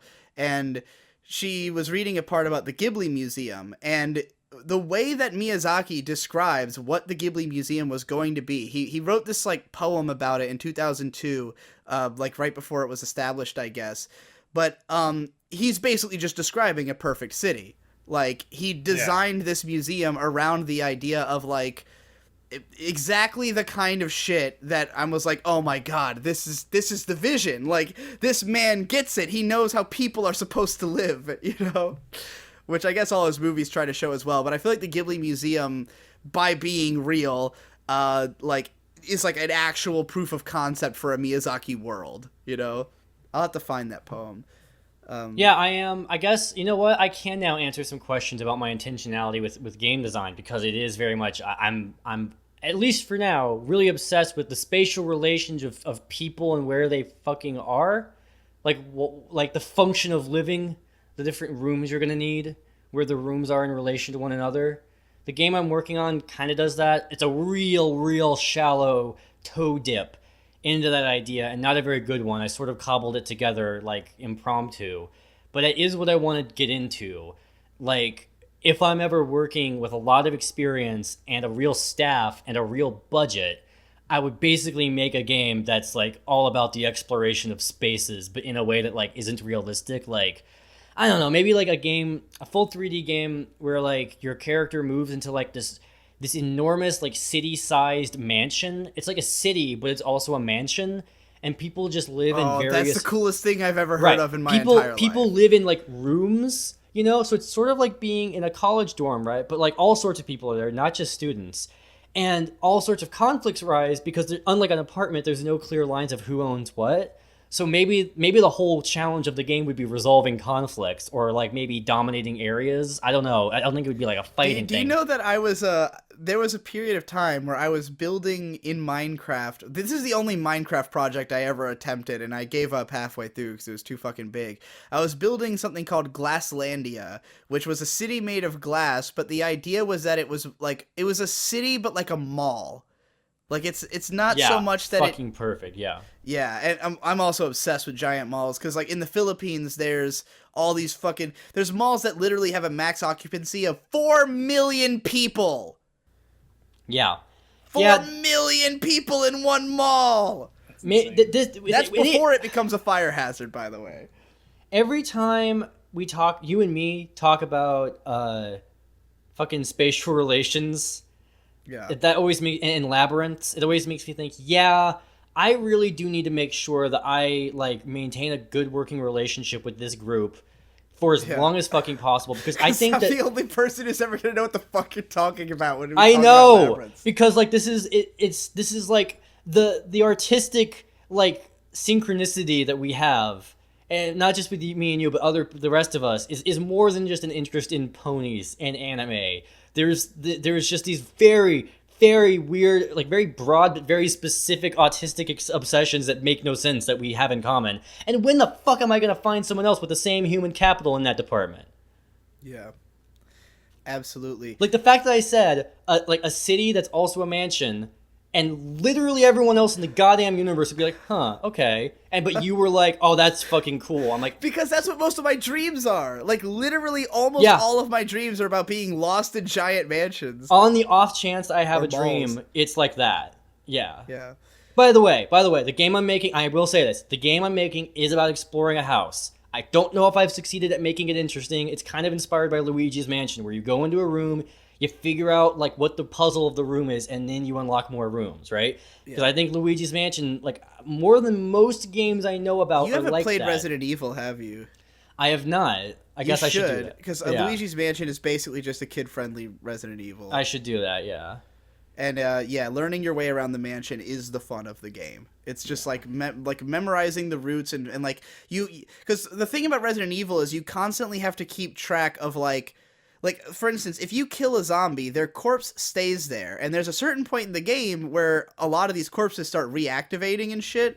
So like you really have to remember what is in what rooms, like who did I kill where did I leave, like whatever. Like if you stab a zombie in the face with a knife, you can pull that knife back out, but it only has a certain number of uses. It's just like all the item management and space management. And like there's save rooms that have trunks in them, so it's like you can keep shit in the trunk, but then you're not going to have it when you go out, so you better remember which trunks your shits are in. Hearing people talk about the different Dark Souls games and how they handle enemy respawning, or rather how all of them except Dark Souls 2 handle respawning, it gave me this idea of like, imagine you can like buy these like gems or something, and each like zone of the game, of whatever game that has enemies that respawn, each zone has like a pedestal, and if you put a gem on that pedestal, you kill all the enemies in the zone, and then put the gem on the pedestal, then the enemies won't respawn, right?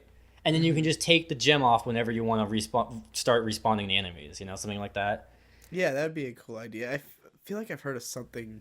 Yeah, I'm sure but like No, maybe not. I've never heard anything quite like that, but there's similar. So, we were talking a fair bit before recording, like, just last night about you and your ego death, and how like when you were at RadCon 3, you realized like you fully appreciated how valuable our collaboration is, and how while we're all geniuses, we're also all idiots, and we need each other to make each other better. And it made me think, I just am not that interested. Oh, I'm getting fucking called again.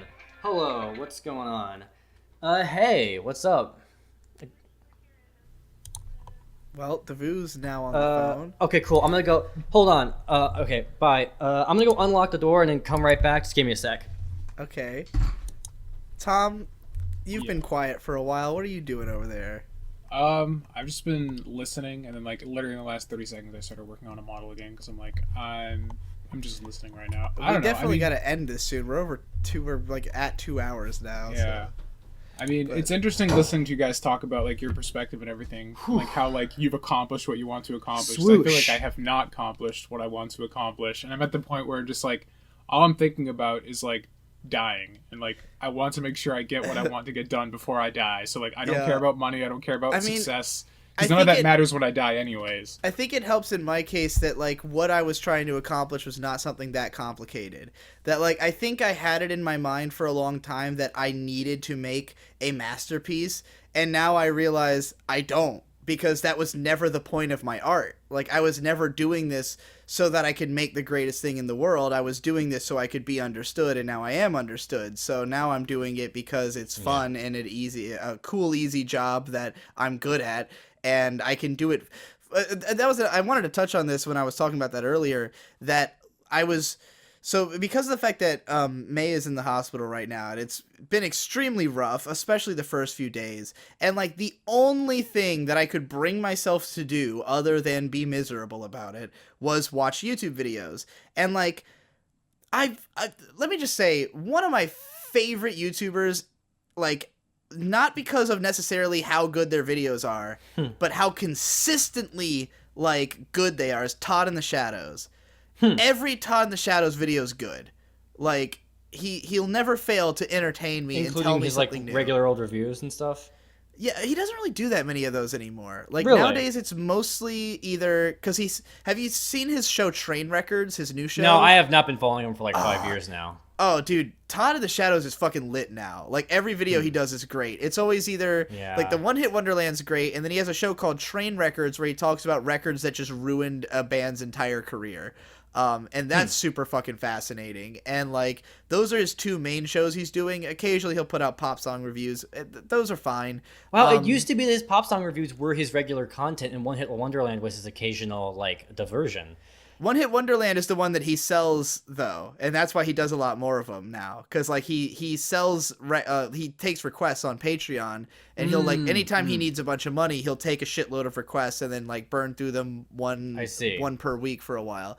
So, yeah, it's a lot of fun to watch that show, and because he's been mostly doing it. But he did one on the band, the Cardigans and their song Love Fool, who I just got into a couple months ago, and like that video came out and it was like 18 minutes long, and it was just long enough that I, like, in a period of being abjectly miserable all day, I actually forgot about the situation I was in and was just like really enraptured in the story of the Cardigans.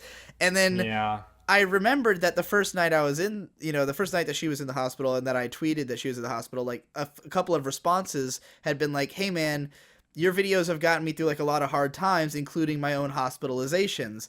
And so I thought about that and I was like, it is way more important that I make these videos for these people than it is that I make them for me.